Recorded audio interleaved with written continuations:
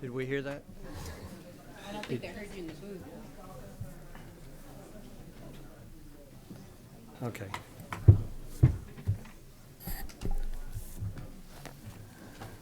The right paperwork on top. Excuse me a minute. So I'd like to call this meeting.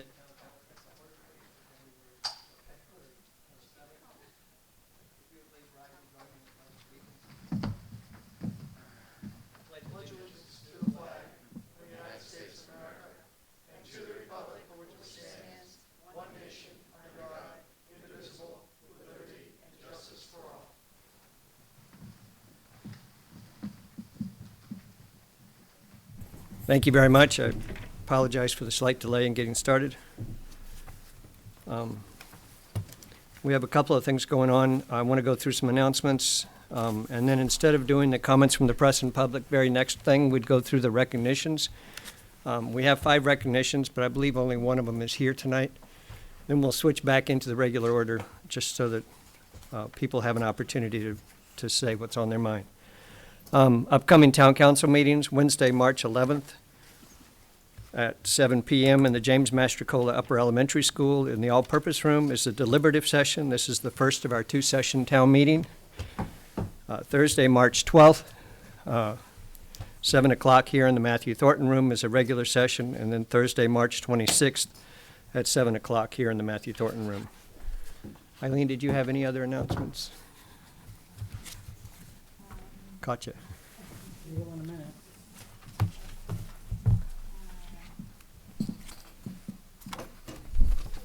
The Public Works Department will be hosting a public hearing for the proposed roundabout at the Turkey Hill Road, Babuzik Lake Road intersection.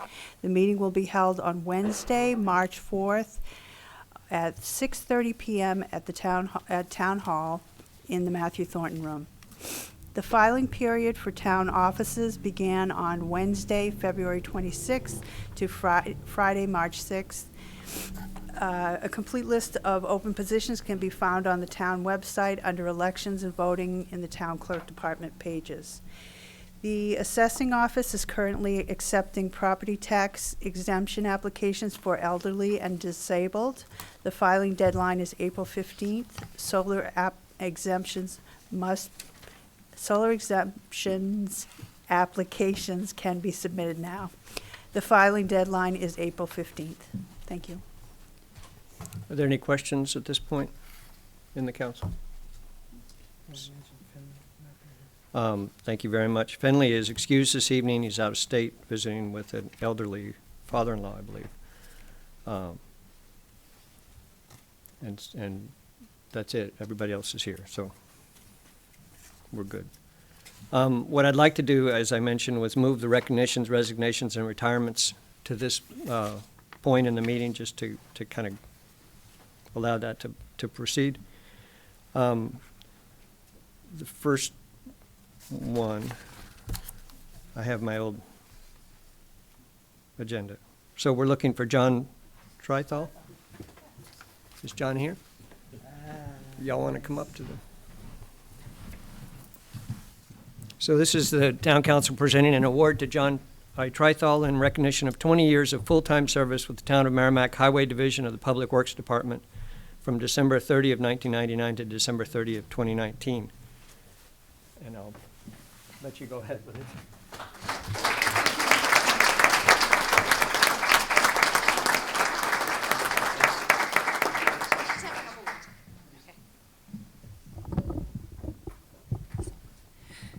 Hi, my name's Lori Barrett. I'm the operations manager at the Highway Division, and I wanted to congratulate John on his 20 years of service with the town of Merrimack. He's been a significant part of our team, and we couldn't imagine our workplace without him. John is a vital part of so many of our operations. He plows his way through winter on the heaviest traveled streets in town. He's even taken that talent all the way to first place in the New Hampshire Plow Rally.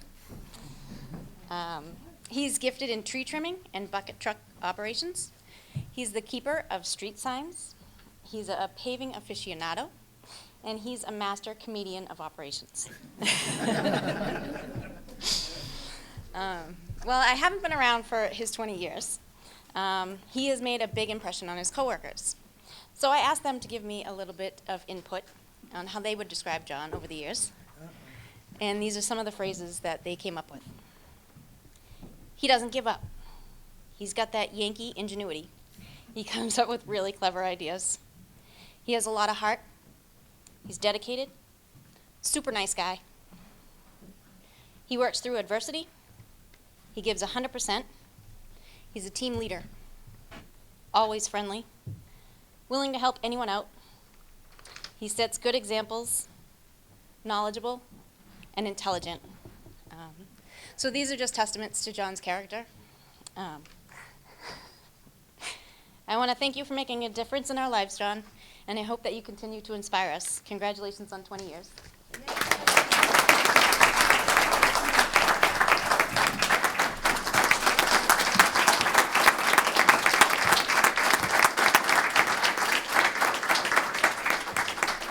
So I know a plaque doesn't really say a lot for 20 years, but we do want to appreciate your efforts and your ongoing efforts. So 20-year service award to John Thrythall in recognition of 20 years of service as a full-time employee of the Town of Merrimack Highway Division of the Public Works Department. It is a pleasure to present you with this plaque. We wish to extend our sincere appreciation for your outstanding performance and dedication to duty, December 30, 1999 through December 30 of 2019. Presented on behalf of the Town Council and the Town Manager. Thank you. Thank you very much. You want to say anything, or just- Of course, am I, right? I thought I was going to get real estate. Charlie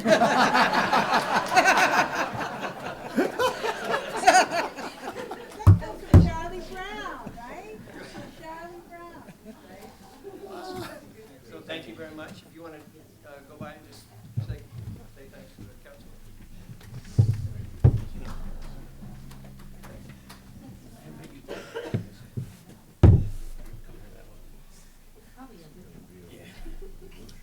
Congratulations, thank you for everything. Thank you.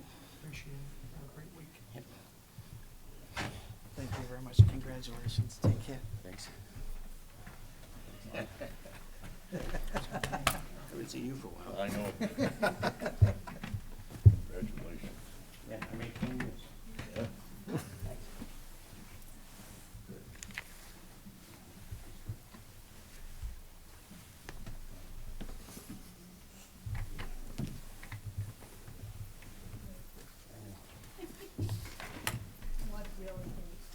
You want some? Me too. We have several other recognitions that we just want to mention. These are retirements from the town, or resignations. The town council presenting an award to Catherine Nadeau in recognition of more than 31 years of full-time service with the town of Merrimack in first the Community Development Department and then the Fire and Rescue Department. Kathy retired on January 31 of 2020, and she will be awarded with a Boston Rocker, and she was unable to be here tonight. The town council will present an award to Lee Vogel in recognition of more than 34 years of full-time service with the town of Merrimack Wastewater Division of the Public Works Department. He will be awarded with a Boston Rocker. He retired on December 31 of 2019. And so congratulations to them. We will present an award to Maureen Covell in recognition of her resignation after more than 20 years of full-time service with the town of Merrimack in first the town clerk tax collector's office and then the assessing department from August 16 through December 27th of 2019, August 16 of 1999 to December 27th of 2019. She will be awarded with a plaque. And also in recognition, we'll present an award to Michael Rotast in recognition of his resignation after more than 19 years of full-time service with the town of Merrimack Assessing Department, June 26, 2000 to January 9th, 2020, and he will be awarded with a plaque. Unfortunately, none of them were able to be here tonight. Anybody have any thoughts or comments they would like to add? Briefly. Go ahead, Peter. I got a chance to, one, work with John Trithall when he was with the DPW and I was still with the PD. John's spirit of cooperation, he just exemplified, a can-do attitude and a great person to work with, and just a friendly, hardworking guy. Kathy Nadeau, I work with her a lot at the fire department. I think all our department heads need great assistance, and I saw great assistance that the police chiefs had, and I got to interact with Kathy a lot. And Chief Courier had a great assistant there, wonderful lady. You know, she held the fort, so congratulations to her. In her retirement. I know Lee spent a lot of years here in the town of Merrimack, 34 years with the wastewater division. That's commendable just to begin with. But we certainly miss all of these long-term people that have retired and moved on. It's a loss to our town, but a betterment for their lives, I'm sure. So, is that it? So at this point, we'll move back to the agenda order and come back with comments from the press and public. At this time, we're taking comments on agenda items. If you have a comment you'd like to make about an agenda item, please come up to do it now. Please limit yourself to discussions about, if you're talking about the agenda item itself. For example, if you wanted to talk about the appeal that Saint-Gobain has filed, you need to focus on the appeal that Saint-Gobain has filed. We're not going to go into other discussions that you might have or thoughts you might have about Saint-Gobain or Route 101A or any of those kind of things. If they're not part of the agenda item, please refrain from wandering away from that section. As has been brought out to my attention, there's not going to be a time for public comment during the discussion about Saint-Gobain. So if that's where you want to talk about, now is your opportunity. When we hear the appeal from Saint-Gobain, who is not here tonight, we will be sitting as a judicial board, whatever, one of those, board, and therefore we will not be able to take public comment at that time. Thank you. Thank you, Mr. Chairman, members of the council. My name is Dick Hinch, 14 Ichabod Drive at Merrimack. I'm also a state rep. Even though Saint-Gobain is not here this evening, I would urge you to reject, soundly reject, and I hope it's unanimous, their appeal of the discharge permit. I think they're probably not here tonight, and I don't want to be unfair to them, but I will be. I think that they probably didn't come this evening because they recognize that the discharge apparatus that they put in is not working properly, and it should be attended to. And so I would keep their feet to the fire on this one. I will tell you that I, along with two other state reps that are here this evening, are members of the Saint-Gobain Community Action Committee, which there are also council representation as well. We've had 3 or 4 meetings, and I can tell you that I'm unimpressed, absolutely unimpressed with what I've seen so far, and they haven't addressed the 9 points of the council, and it seems like a kumbaya session instead of getting down to it and having some positive results. So with that, I will just once again urge you to reject their petition for appeal. Thank you. Thank you. And again, I'm going to state that we're trying to focus on the appeal itself, and I appreciate the other comments, but Rosemary Rung, 21 Ministerial Drive. I want to echo Representative Hinch's comments. I agree 100% with what he said. On their petition to appeal specifically, on pages 1, and I think there were some attachments too, they go into the amount of PFAS that's being discharged and its percentage of the total PFAS found in the wastewater treatment system. I think their arguments need to be dismissed outright because they don't take into consideration the persistence of PFAS in the environment and the fact that PFAS chemicals that leave their plant and go into the wastewater treatment system accumulate in the environment. They're not going to be degraded. They are impermeable to the microbial degradation that we have at our wastewater treatment plant. And the fact that our biosolids compost facility is used for soil implementation, I think it's very important, and it is in the public interest to make sure that PFAS coming in is at a non-detect level to protect that plant and that product. And also in the 14 pages of their petition, I found a very lack of cooperative spirit, and this has been in contrary to what they have tried to establish at the Community Advisory Council. And like Representative Hinch said, I'm dismayed that this comes to the council without having the CAC briefed on it, having that open dialogue that they've promised us. So I do urge the council to reject this outright. Thank you. Thank you. Hi, I'm Wendy Thomas. I live at 10 Wildcat Falls Road. I'm a state rep. I'm going to be echoing what the two previous speakers said before me. I also sit on the St. Cobain Community Advisory Council. We've met, as Representative Hinch said, we've met 3 times now for 3 months. This has never been brought up. In fact, nothing has been advanced in that meeting. Absolutely nothing. They have not addressed the 9 points from the town council. They have not addressed the needs of private wells. We need to hold them accountable for their lack of addressing our needs and concerns. Consider this another vote for rejecting this appeal, because enough is enough. Thank you. Thank you. Thank you, Wendy.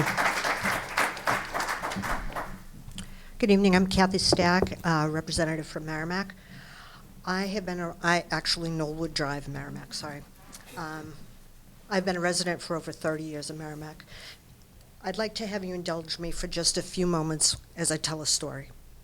There was a young man who grew up in a small town in New Hampshire. This young man, let's call him Bucky, was the pride of his family, the school, the town, and anyone who came in contact with him.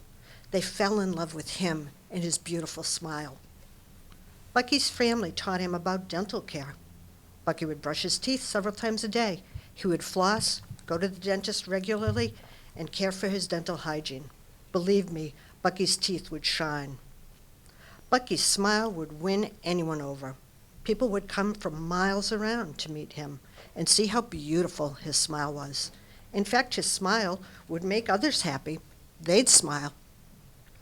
Merrimack is a lot like Bucky. Merrimack takes care of its town. Merrimack takes care of the residents' well-being in this town. And Merrimack takes pride in its community and its schools. Like the young man with the smile, residents of Merrimack want Merrimack to shine. St. Cobain is hurting our town just like gingivitis might hurt the teeth. If your teeth aren't cared for, one could get gingivitis. If untreated, gingivitis could cause teeth to rot, decay, and eventually the teeth could fall out. In some cases, gingivitis can lead to death. Such is the case in our town. If our town is not looked after and cared for, this town will ultimately die. St. Cobain has contaminated our air and our water. St. Cobain has not remedied this situation, and it is treatable. St. Cobain has the resources to fix the issues in Merrimack that it has continued to cause. St. Cobain could filter the smokestacks. St. Cobain could filter the water output. Instead, St. Cobain chooses to ignore and put up legal obstacles, all in the name of greed, to let our town suffer, decay, and potentially die. I submit that St. Cobain is not good for this town, just as gingivitis, if left untreated, is not good for the teeth. St. Cobain is not a good neighbor. When given the opportunity to do the right thing, St. Cobain turns away. Let me give you a recent example. St. Cobain was asked to filter our schools due to water contaminations. St. Cobain refused, and the residents are paying for the safety and care of their children. St. Cobain is not a good neighbor. St. Cobain was asked to assist the MVD with correcting the contamination to our wells. St. Cobain refuses to even offer our MVD the same support they provided to another town they contaminated, Hoosick Falls. St. Cobain is not a good neighbor. St. Cobain could remedy the private well owners who are in excess of safe levels for their contamination. St. Cobain could do the right thing and help Merrimack become whole. But again, St. Cobain has refused. St. Cobain is not a good neighbor. St. Cobain has been asked to take responsibility for the water output and sewer issues it is causing. Again, as you see by the appeal today, St. Cobain is refusing to do the right thing. St. Cobain is not a good neighbor. Just as gingivitis is treatable, so is the damage caused by St. Cobain. St. Cobain's damage is very treatable. They simply refuse to do so. So I appeal to you, and to see Saint-Gobain for what it is, a gingivitis to this town. Saint-Gobain is not a good neighbor. Hold them accountable, reject their petition.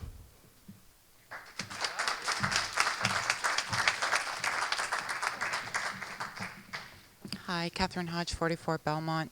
I have actually been asked to read 2 other statements into record for people that couldn't be here tonight. First one is going to be from Laureen Allen. Her address is 16 French Court. She's down in Atlanta right now dealing with the CDC. Laureen says, Dear Merrimack Town Council members and Town Manager Eileen Cabanel, as a long-term resident of Merrimack and co-founder of the community group Merrimack Citizens for Clean Water, dedicated to advocating for the needs of our PFAS residents, I am writing today to give my comments on Saint-Gobain's wastewater discharge permit appeal. The Town Council has consistently acted in matters related to the PFAS presence in Merrimack in a fashion that serves the best interests of our community and has the authority to do so.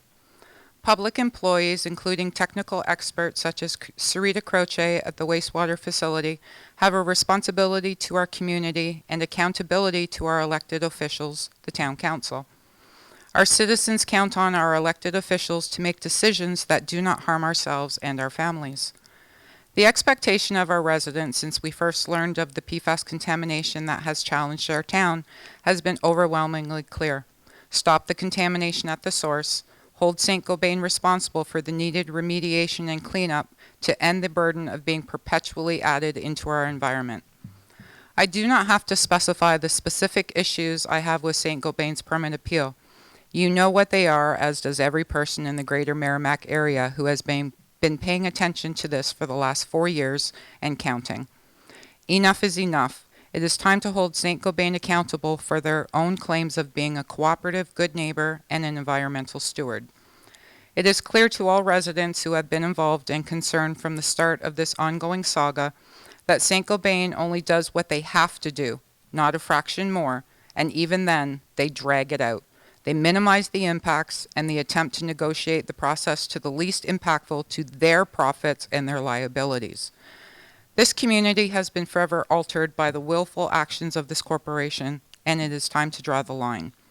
I encourage you to hold fast and demand that this industrial manufacturer comply with the rules that you have the authority to set and to ignore their self-serving arguments. I strongly suspect that this appeal is truly due to the knowledge that their very design that they have submitted and implemented that we were assured would stop the PFAS chemicals from entering our wastewater system is not sufficient. If it were, why would they be so vigorously protesting their accountability that the town-issued permit solidifies? We have been taken advantage of for far too long. Please continue to work to stop the harm this business poses to our health and our economics. We are paying the price of which we did not cause. Sincerely, Laureen Allen, Merrimack Citizens for Clean Water. And I'll just This statement actually comes from Kristen Mello, who is a resident down in Westfield, Massachusetts. She's also part of our national coalition for PFAS. Dear Chair Koenig, Vice Chair Boyd, and Honorable Merrimack Town Councilors, thank you for receiving and considering these comments regarding the petition to appeal the Saint-Gobain Performance Plastics Industrial User Discharge Permit. My name is Kristen Mello, and I am a resident of Massachusetts. I respectfully submit the following for your careful consideration in light of the petition before you this evening.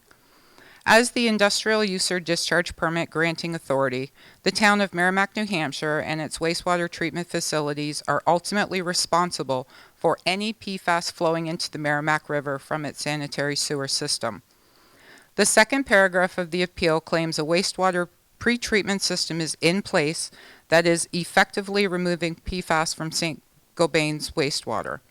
If this is true, Saint-Gobain will have no problem meeting the permit requirements of removing all PFAS compounds from processed wastewater to non-detectable levels. The permit would require changing if the system were not properly working and maintained. Am I correct? Per the Saint-Gobain Performance Plastics Permit number 20, page 2, the original application reported 1.3 million pounds of PTFE dispersions. PTFE is Teflon for those of you that don't know that. 1.3 million pounds of PTFE dispersions will be used with less than 0.1% anticipated, which is up to 1,300 pounds that will escape into the sewer. Chemours PTFE dispersions are 60% PTFE by weight. So this permit would allow up to 780 pounds of PTFE being discharged into the sanitary sewer systems if the requirement for non-detect processed wastewater were removed. According to the U.S. Environmental Protection Agency, the Merrimack River provides drinking water for about 500,000 people in 5 Massachusetts communities: Lowell, Methuen, Andover, Tewksbury, and Lawrence. And I know she forwarded this to all of you guys, and there's an EPA link. Article 97 of the Massachusetts Constitution states, "The people shall have the right to clean air and water." She also has a link for that.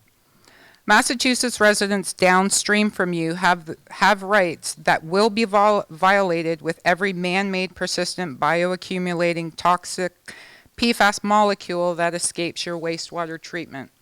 Whether or not the New Hampshire PFAS MCLs are being challenged in court, the Massachusetts MCL process is ongoing at a proposed 20 PPT for the sum of 6: PFOA, PFOS, PFHXS, PFHPA, PFNA, and PFDA. There's a link for that. Please stand strong in your convictions and protect our rights as well as your citizens, and be aware that all potential consequences of not protecting these rights. Thank you for considering these comments in your deliberation. Very sincerely yours, Kristen Mello, Westfield, Mass. Kristen is also the co-founder of RAFT, which is Westfield Residents Advocating for Themselves. Quick clarification, Catherine, are you saying she emailed that to us? Because I didn't see anything from her. I believe she did. Okay, I didn't receive anything, so I just, Okay. not a problem. I may be incorrect, and maybe the email just came to me, but I will be more than happy to forward it to you. Please do so. That would be great. Yeah, I'm just gonna leave you the hard copy of Lorraine's statement and of Kristen's statement. Actually, I'll give you my statement and then we'll work. Thank you. Okay. And if you'll indulge me now, I'll read my statement. Good evening. St. Gobain claims to be a good neighbor, an environmental steward, and concerned about our town and residents. Yet, in my opinion, they have done next to nothing in the last 4 years, even though they make it seem like we should be eternally thankful to them. The only thing that they seem to do is switch the blame for our town's contamination situation to others. They do absolutely no more than they have to, and God forbid anything should hurt their bottom line, their reputation, or their profit margins.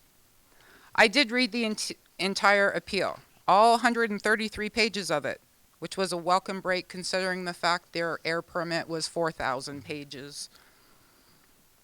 When I did read the appeal, I got no further than the first paragraph before I actually laughed. St. Gobain states, St. Gobain installed a pre-treatment system designed to effectively remove all PFAS substance from its wastewater. The system is now in operation and is, quote, effectively removing PFAS from their wastewater. Page 1, paragraph 1 of their appeal. However, their first initial statement was they were going to remove all PFAS from the wastewater. Does that include all 5,000 plus compounds? How many specifically is St. Gobain using of these 5,000 compounds? Yet, now that their system is completed and in use, their statement has changed from all PFAS to a general statement of PFAS chemicals. What is considered the difference of all PFAS to just general PFAS? How many and what compounds? Where is their clarification? Where is their definition of being effective? I'm sure their definition is very different from ours. Throughout the appeal, they use words like trivial, insignificant, no basis, imposition, and arbitrary. Page 1, paragraph 2, and many more pages. I guarantee to this town and its residents there is absolutely nothing trivial about the contamination that Saint-Gobain has caused. Saint-Gobain has obviously never considered the imposition that it has caused to us, or the continual body and environmental burdens that we face every day from their contaminated air, soil, water, which is a vicious cycle. They are called forever chemicals after all. Saint-Gobain even went so far as to state in this legal document that 99.99, and I quote, 99.99% of all PFAS that is present in our wastewater treatment facility comes from other sources. That's page 1, paragraph 2. Yet they have no proof to back any of this. It is yet another outlandish statement by Saint-Gobain. Saint-Gobain then claims that they use town water to clean their equipment, etc. And then they say it's the town's fault that there's PFAS in the water. Have they forgotten that they caused this and they still cause this 24/7, 365 days out of the year? There is so much more that could be said about this document, but the main point is Saint-Gobain does not want to have to pay for the issues that they created, and they fear that their treatment systems are and will continue to be inadequate, and they themselves do not want to be held accountable for their actions and their own inadequacies as a company. Enough is enough with Saint-Gobain. I ask and I encourage the wastewater treatment facility and the town council to stand strong and do what needs to be done to stop Saint-Gobain from continuing to harm our town and its residents. Saint-Gobain is the true definition of hypocrisy. Thank you. Thank you, Catherine. Good evening. My name is Nancy Murphy. I'm a resident of 20 Brenda Lane and currently serve the people of Merrimack as a New Hampshire State Representative. I've made advocating for the environmental and public health protections of our community in the state of New Hampshire a priority in my work at the State House. An important part of my efforts has been to learn everything I can about why we are in such desperate need of these protections, and to sponsor legislation and support actions to that end. I'm here tonight to ask that you support those protections on behalf of Merrimack residents. In 2016, our community first became aware that our public drinking water supply was contaminated by PFAS, man-made, toxic chemicals that don't biodegrade in our environment, bioaccumulate in our bodies, and are known to be associated with human health harm. After contaminating communities in other states, Saint-Gobain moved here and was named the state-identified industrial PFAS polluter responsible for the PFAS contamination of our public drinking water. That this incident occurred, sometimes referred to as the largest environmental industrial disaster in New Hampshire's history, is in the first place appalling. That it continues and residents are bearing many of the costs associated is despicable. Tonight, Saint-Gobain is asking that the town of Merrimack overturn a decision made by those whose goal it is to protect us and allow them to discharge PFAS in their wastewater back to our town. No, thank you. The Merrimack community is sick and tired of cleaning up Saint-Gobain's mess. We've had enough of Saint-Gobain's toxins.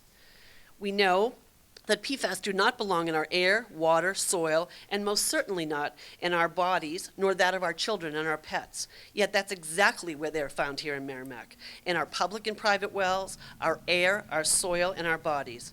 And though we all know that nationally there's some level of PFAS exposure to the United States population, it's below that of what we have been and continue to be subjected to right here within our community.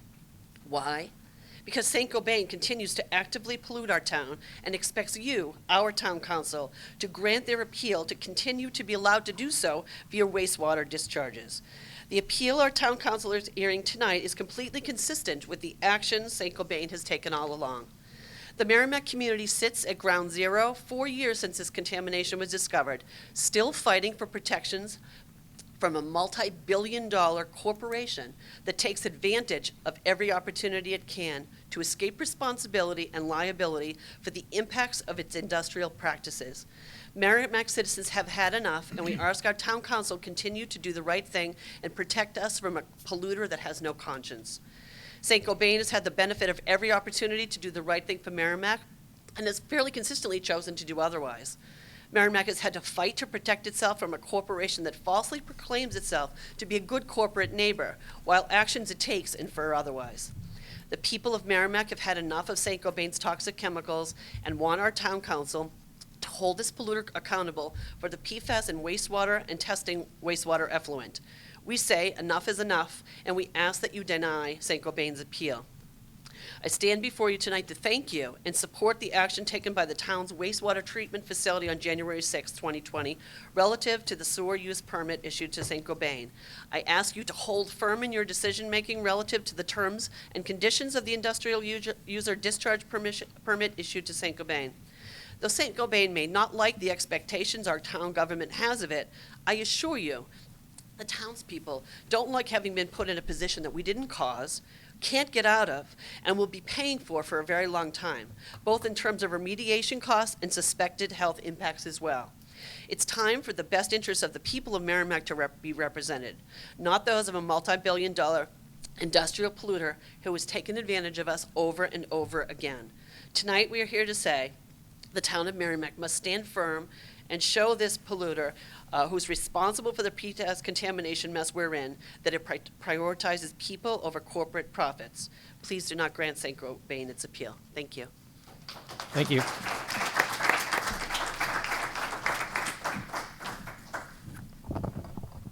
Good evening, Jeff Daly from Nashua. Right? It's on, okay. Good evening, council members, ladies and gentlemen. Tonight I feel the non-appearance of St. Gobain to be present and review the petition is a total sign of disrespect to all the citizens of Merrimack and as an employer of in the town of Merrimack. And this is not the first time. This disrespect is a disgrace, and I'm unimpressed by their actions. I respectfully urge the council to dismiss their appeal on the grounds that the petition is faulty in many areas of the 14-plus pages of their petition, which contain many inaccuracies and many facts have been left out. The permit as written by Ms. Sarita Croce is in line with the town of Merrimack's rules and regulations and is entitled to formulate these rules, especially in the wastewater handling in the wastewater treatment plant, in what can be deposited into the sewer line, applies to all such town communities and is set by federal EPA law and wastewater rules. Thank you very much. Thank you.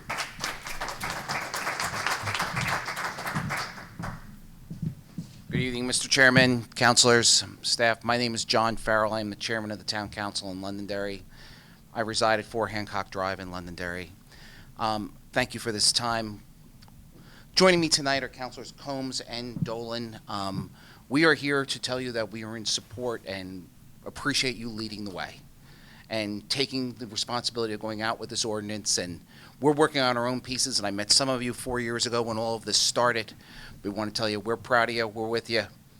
Thank you for leading the way, and invite you to our meeting on Monday with DES and anyone here who wants to attend to come and learn more about the gift that St. Gobain has given to us.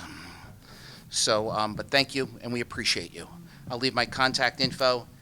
I will leave you with one last thing. I did serve as the reference for Tim Thompson, your town planner, and I worked with him for 10 years, and I hope he's doing a good job for you. Oh, wonderful. He's job. wonderful. Thank He's you. the best. Thank you.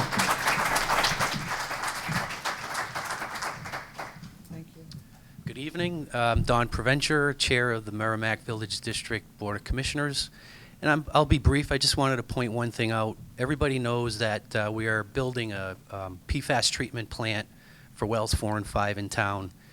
As part of that design, we had initially attempted to get a sewer connection to the town sewer system in order so that we can backwash our brand new granular activated carbon media.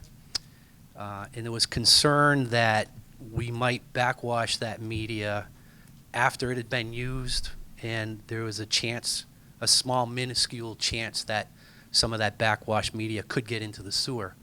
So we were denied from having that ability to backwash the carbon media, and that's fine. I'm not here to complain about that.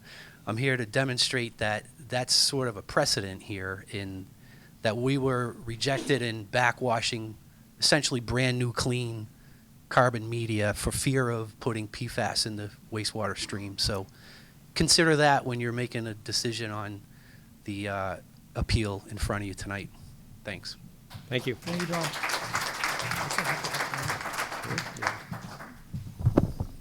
Carol DePiero, 10 Cambridge Drive. Again, like many people before me, I'm just going to ask you to stand firm, and I'd really appreciate that. One thing that was discussed when I first heard about this proposal was that this wastewater is potentially goes into sludge that's sold to other towns, so I think we have a moral responsibility because we don't want to be polluting other towns either, right? So I think we have to keep that in mind.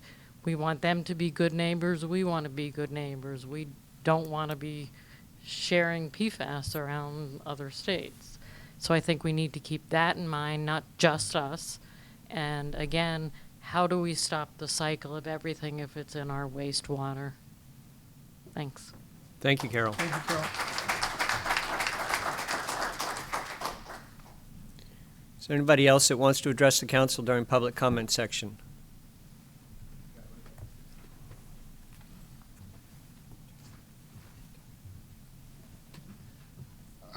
Charles LaFawn, 7 Linden Way. I just want to say I rise in support of the objection to the application by Saint-Gobain. And just from my past experience, you know, towns don't have to accept wastewater from processes. We just don't. They can tanker it out. I've seen it done at other companies. When their systems fail, I've seen them have to tanker it out. If they can't control their processes, if they can't keep the PFAS out of the wastewater, okay, they can tanker it out. It should not be combined with their sanitary waste. It should be separate, which I believe it is. I was reading some of the application stuff. It sounds like they have it all separated. I'm with the gentleman from Londonderry. I find this totally unacceptable that they didn't show up tonight. They didn't even send a representative, not one, to just at least offer their condolences and to at least pick up some of these comments that we're making right here. Thank you.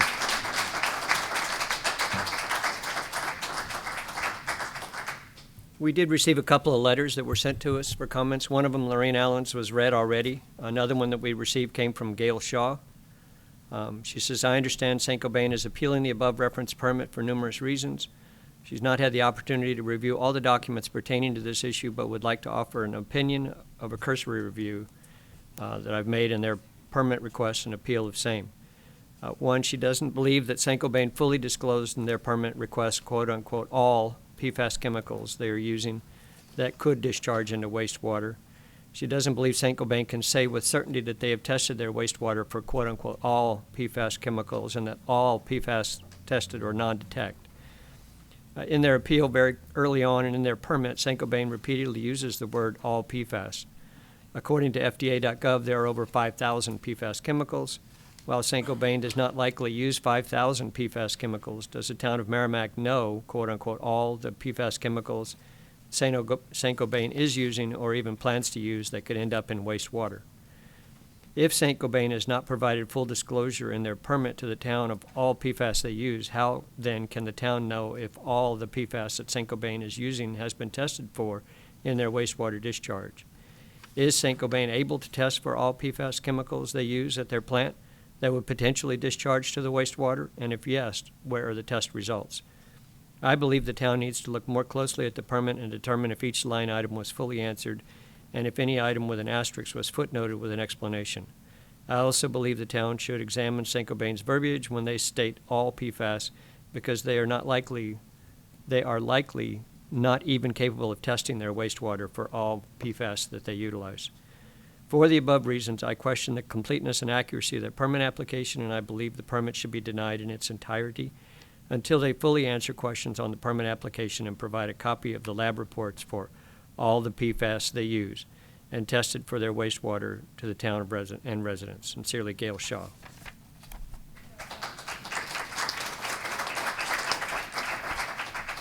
So if there's no other comments, we'll move on in our agenda.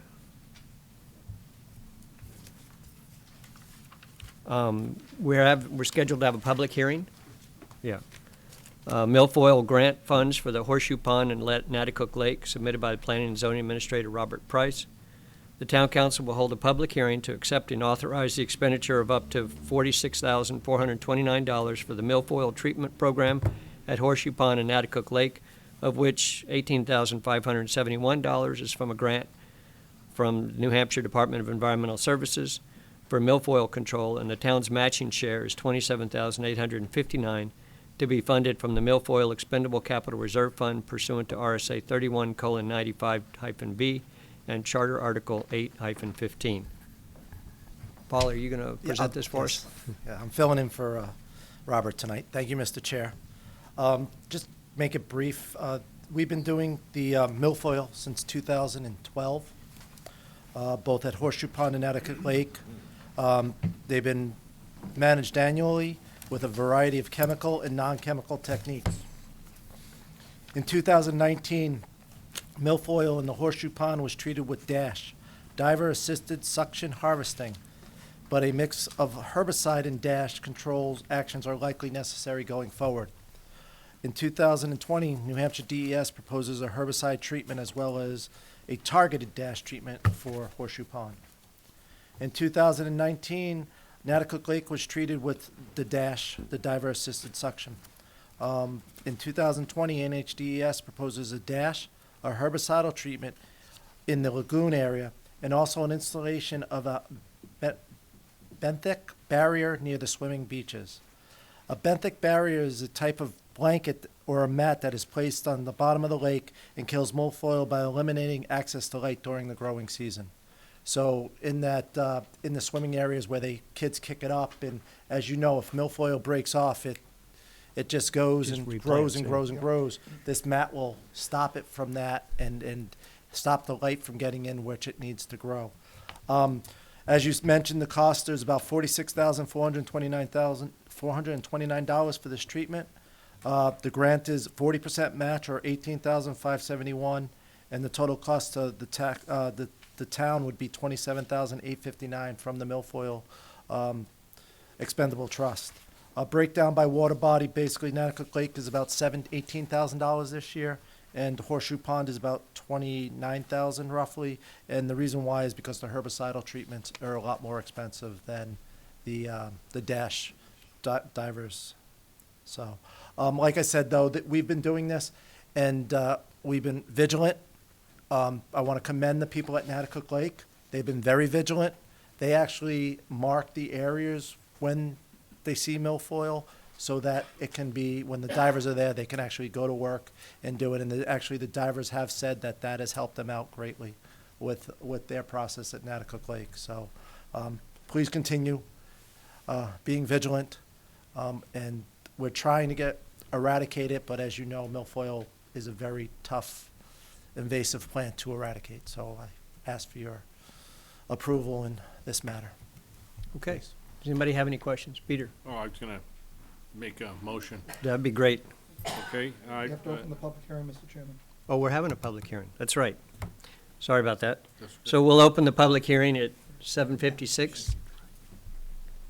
If anybody has any comments they'd like to make relative to whether the town should accept this grant and go forward with milfoil contamination control, please come forward. Good evening, everybody. I'm Laura Janes, and I live at can lift that up. 6 High Noon Thanks. Avenue. 6 High Noon Ave, Laura Janes.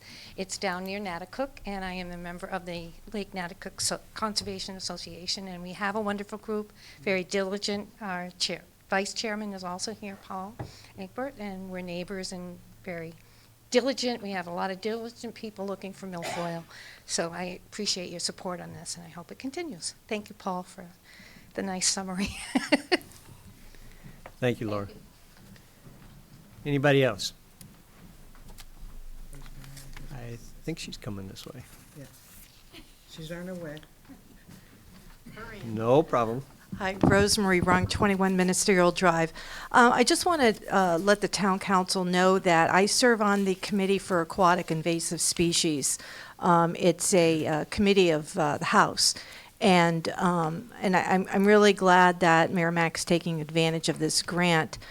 But I also would like to offer any information, or I'll share information about training on eradication of milfoil. But there's a lot of other aquatic invasive species that are making their way into New Hampshire, not just plants, but animals too. So, hopefully we can be open-minded and be on the lookout for other species, and maybe even the Capital Reserve Fund can be renamed aquatic invasive species so that it reflects the fact that we may have to go beyond milfoil at some point. Thank you. Okay, thank you. Thank you. Are there any other members that would like to address this subject? Seeing none, we'll close the public hearing at 7:58. Peter, did you have something you wanted to say? Yeah, I'd like to make a motion. Move to accept and authorize the expenditure of up to $46,429 for the milfoil treatment program at Horseshoe Pond and Natticook Lake, of which $18,571 is from a grant from New Hampshire DES for milfoil control. And the town's portion is $27,859 to be funded from the Milfoil Expendable Capital Reserve Fund. And furthermore, the town council authorizes the town manager or her designee to execute any and all documents which may be necessary. Second. Motion made by Peter and seconded by Barb. Are there any comments? You want to talk to that at all?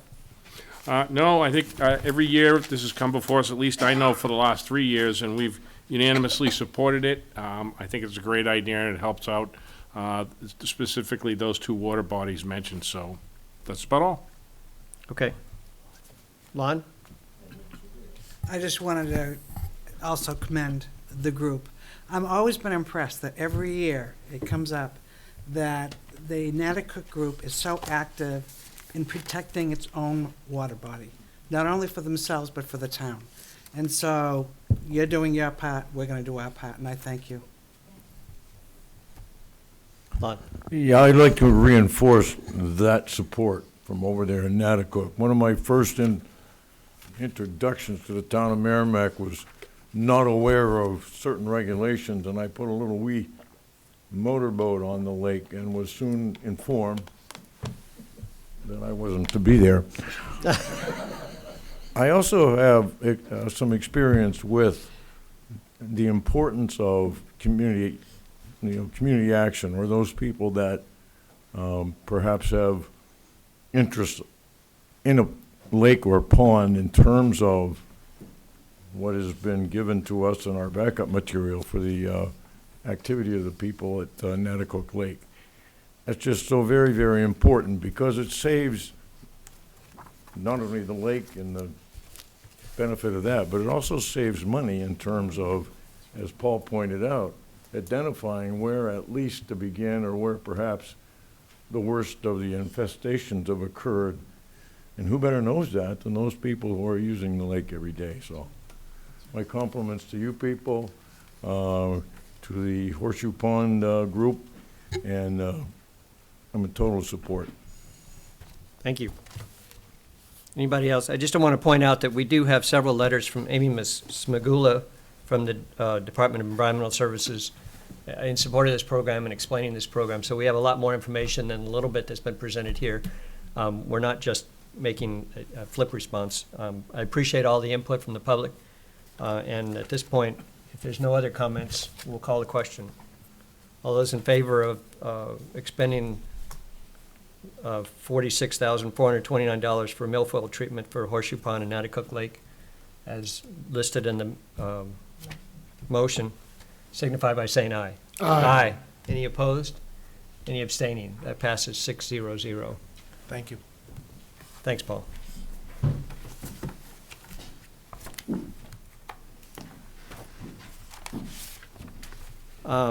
At this point, we get to legislative updates from state representatives.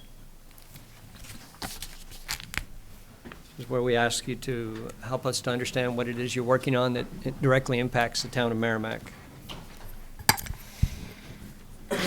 Good evening. Wendy Thomas, I'm the state rep for, one of the state reps for Merrimack.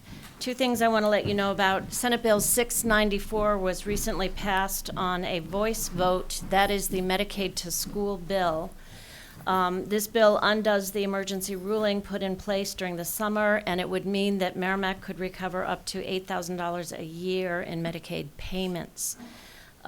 It's passed the Senate now, it's passed the House, it's on the way to the governor's office. I've notified the school board about this, and I encourage the town council to send the governor a letter of support for this bill. It's going to be very important for the town of Merrimack. The second thing that I would like to talk about is, and I'm going to preface it by giving you a little bit of my background. One of my degrees is in medical biology. I've worked as a clinical microbiologist, and I have graduate work in epidemiology. Today, I attended a conference call with Councilmember Barbara Healy for state and local officials on the status of COVID-19, or the coronavirus, in the United States. I know you have been forwarded my notes from the call. I have also posted my notes on Facebook under my pages, as well as the Merrimack Positive Forum. I strongly urge the town council to take this up as an agenda item and to work on a COVID-19 pandemic plan for the town and our schools, and to make it public to our residents as soon as possible. In the meantime, I will continue to pass on and post information as I receive it. Thank you. Thank you. Peter? Representative Thomas, you touched upon that. Back when the avian flu was considered a threat years ago, I know that the state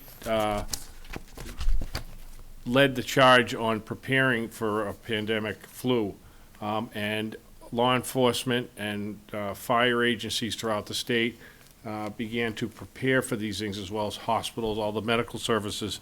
And I think it's a great idea. I think our community should be doing that. And I think we have some of the infrastructure in place, like hazmat equipment, suits and stuff, even for the police department. But are we going to continue to do that on a state level? Are they preparing to do that? You know, I have heard nothing, which is why I'm so alarmed about this. The information that I'm getting is coming from other countries. It's not coming from within the House, within the United States. We've had 2 months to prepare for this. We know this is going to be bad. For the normal flu, the fatality rate is 0.1. Right now, they're estimating this is between 1% and 2%. And if we get consistent or verifiable numbers out of China, it could be as high as 5%.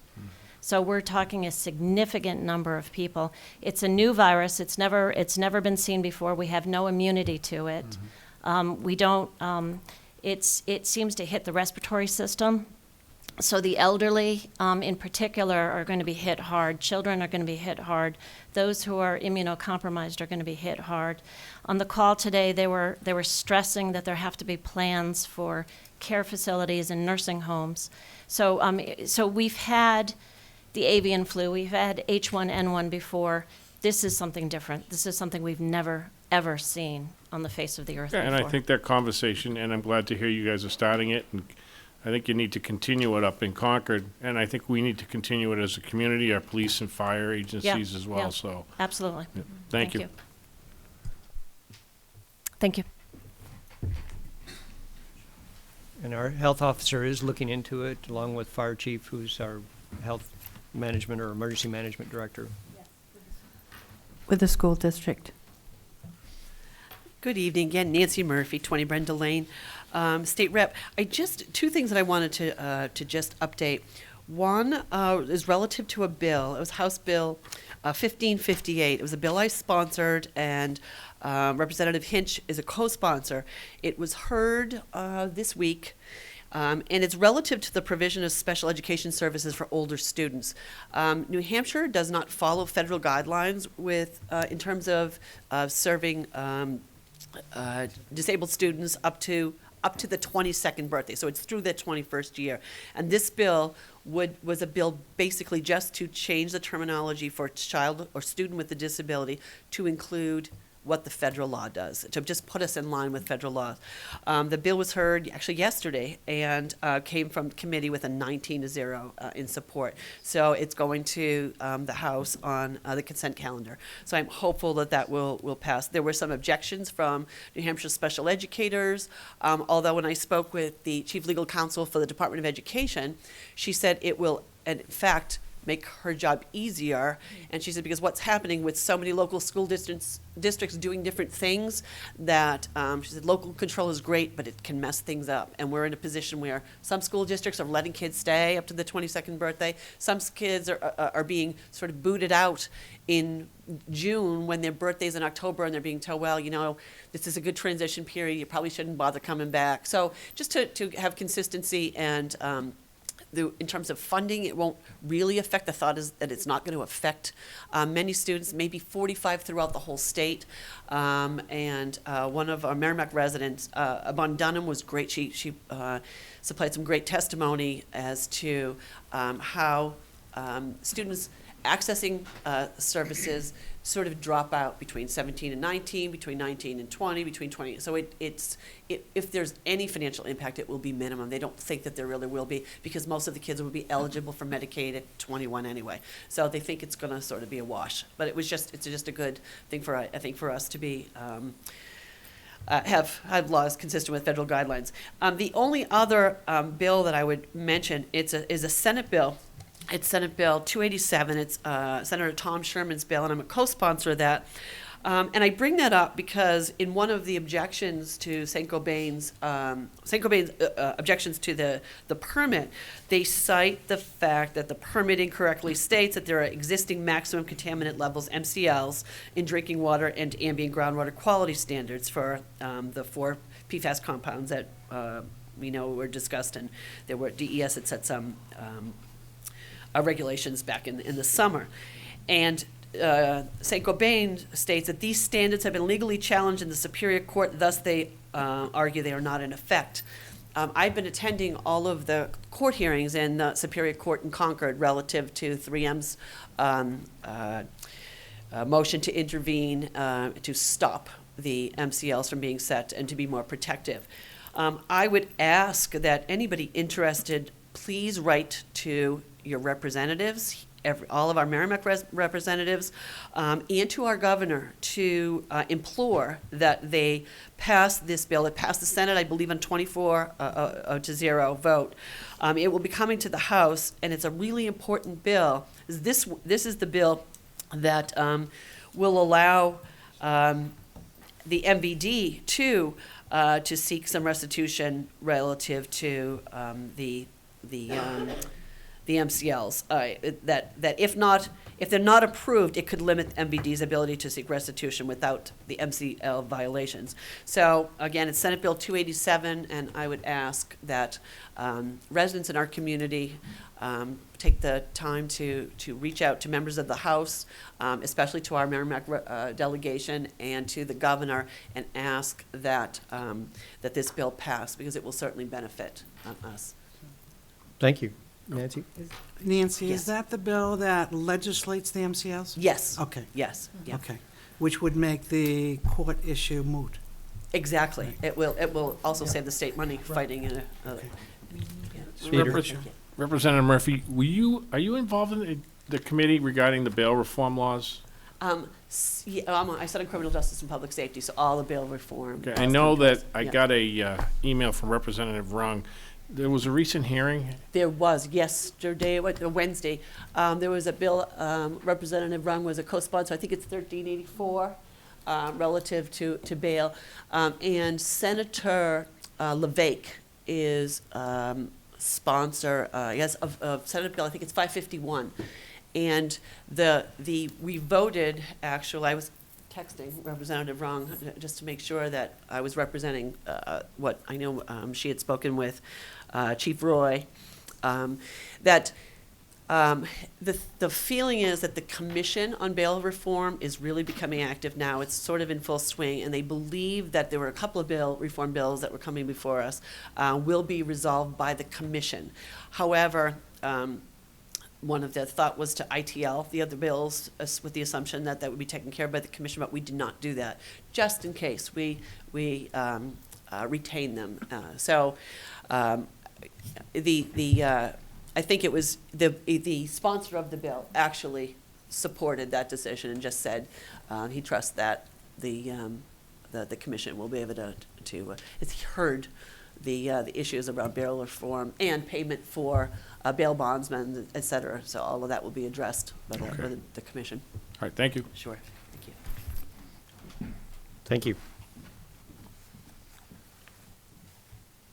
Are there any other updates from legislative state reps? Okay. Town manager's report? Nothing. Okay. Any questions on the town manager's report? None. We have no consent agenda tonight. It brings us to old business.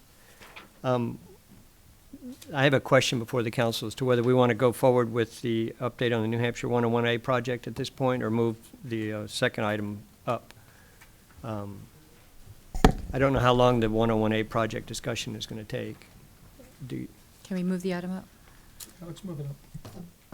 If it's okay with the folks from DOT, we're going to take up the Saint-Gobain Performance Plastic petition as number 1 under old business.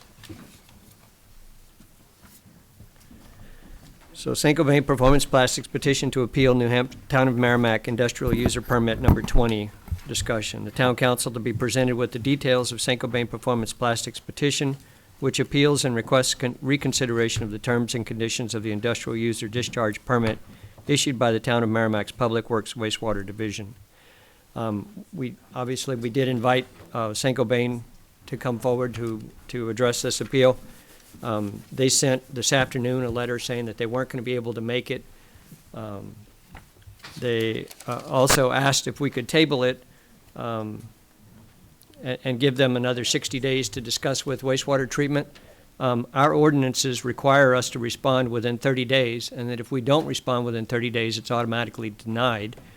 If it's automatically denied, there's no basis or argument from the town on why it would be denied, and they could go to court to appeal it then without any background information. So it's imperative that the town council act, this being our last public meeting before the end of the 30-day period.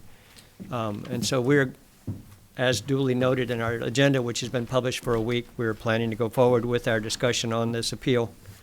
And I'm sorry that they weren't able to make it. They did send in a reiteration of their permit request, appeal request, along with their email. And so we'll have that information as part of the input as well. Eileen. I think it's important to note that Saint-Gobain has planned on coming to this meeting all along. They confirmed that they were coming as late as yesterday, and we heard today at 2:30 that they were not going to come here. It was not for illness or for any of the kind of reasons why a person might think that you would not attend your own appeal.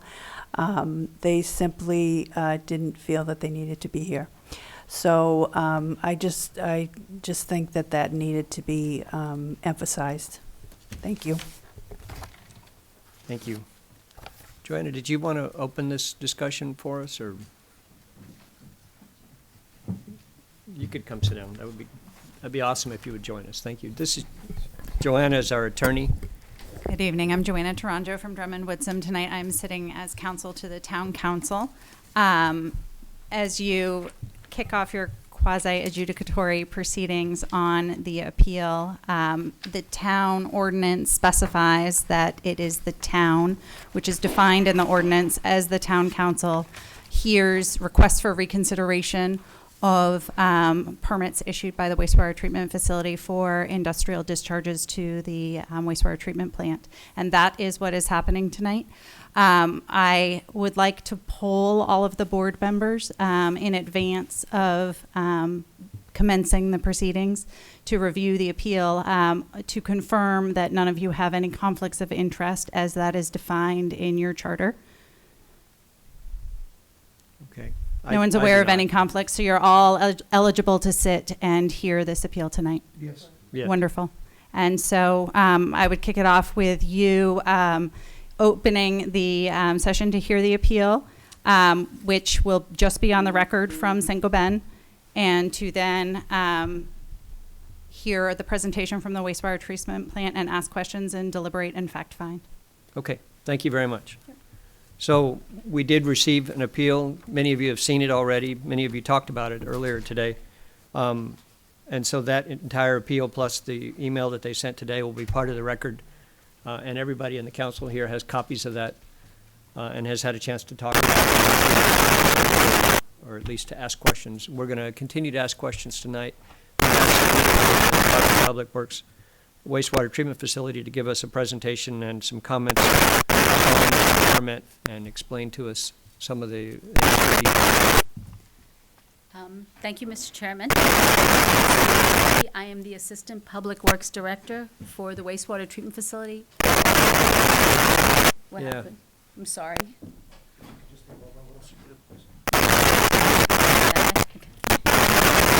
Oh, okay.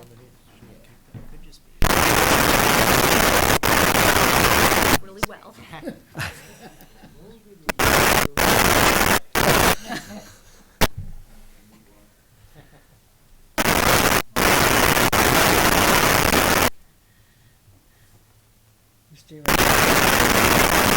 Yeah.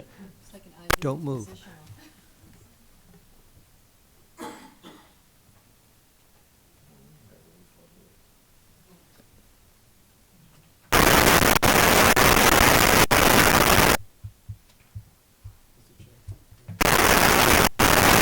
Okay, we'll take a 5-minute break while we try to get the technology working. Thank you. I think we're good. Actually, yeah. 30 seconds. Watch my head. Okay. I won't move too Okay, much. so that worked out. That did work out. We're going to go ahead and proceed. As I said, my name is Sarita Croce.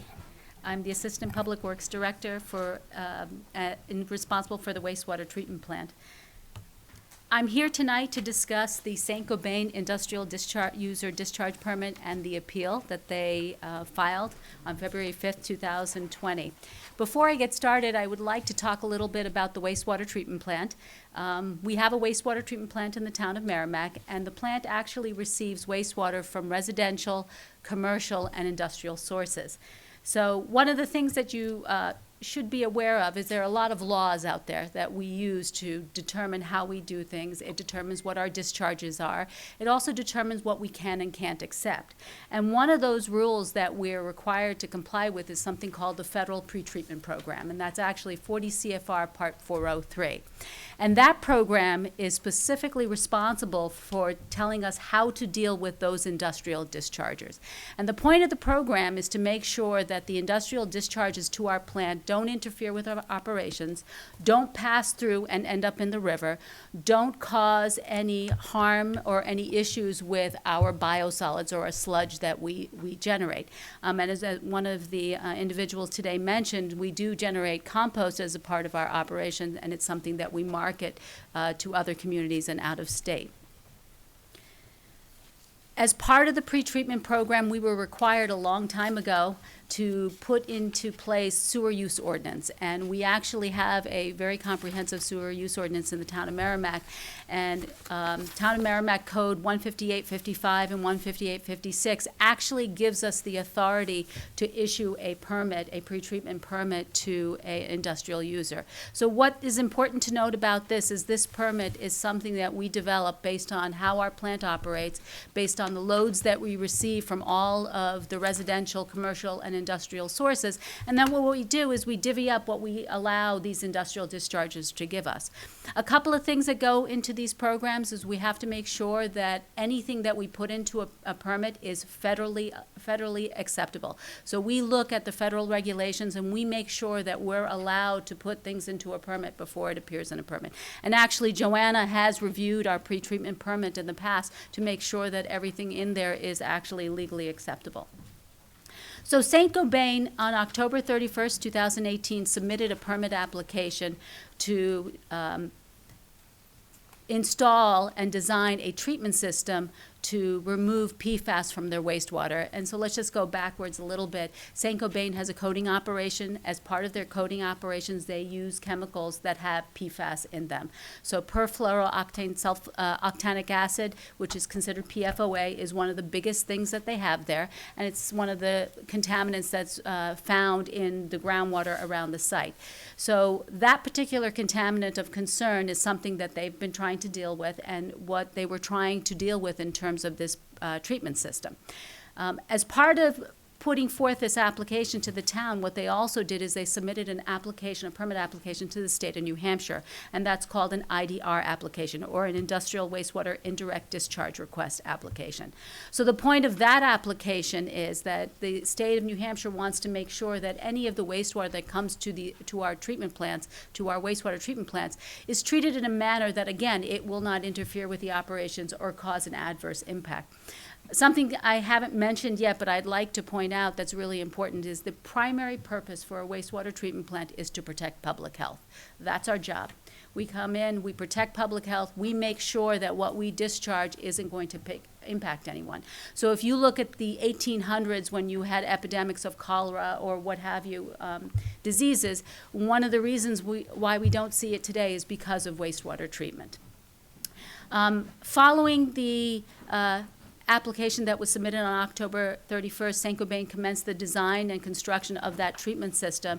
And in January of 2020, after the treatment system was installed, we issued a permit to Saint-Gobain.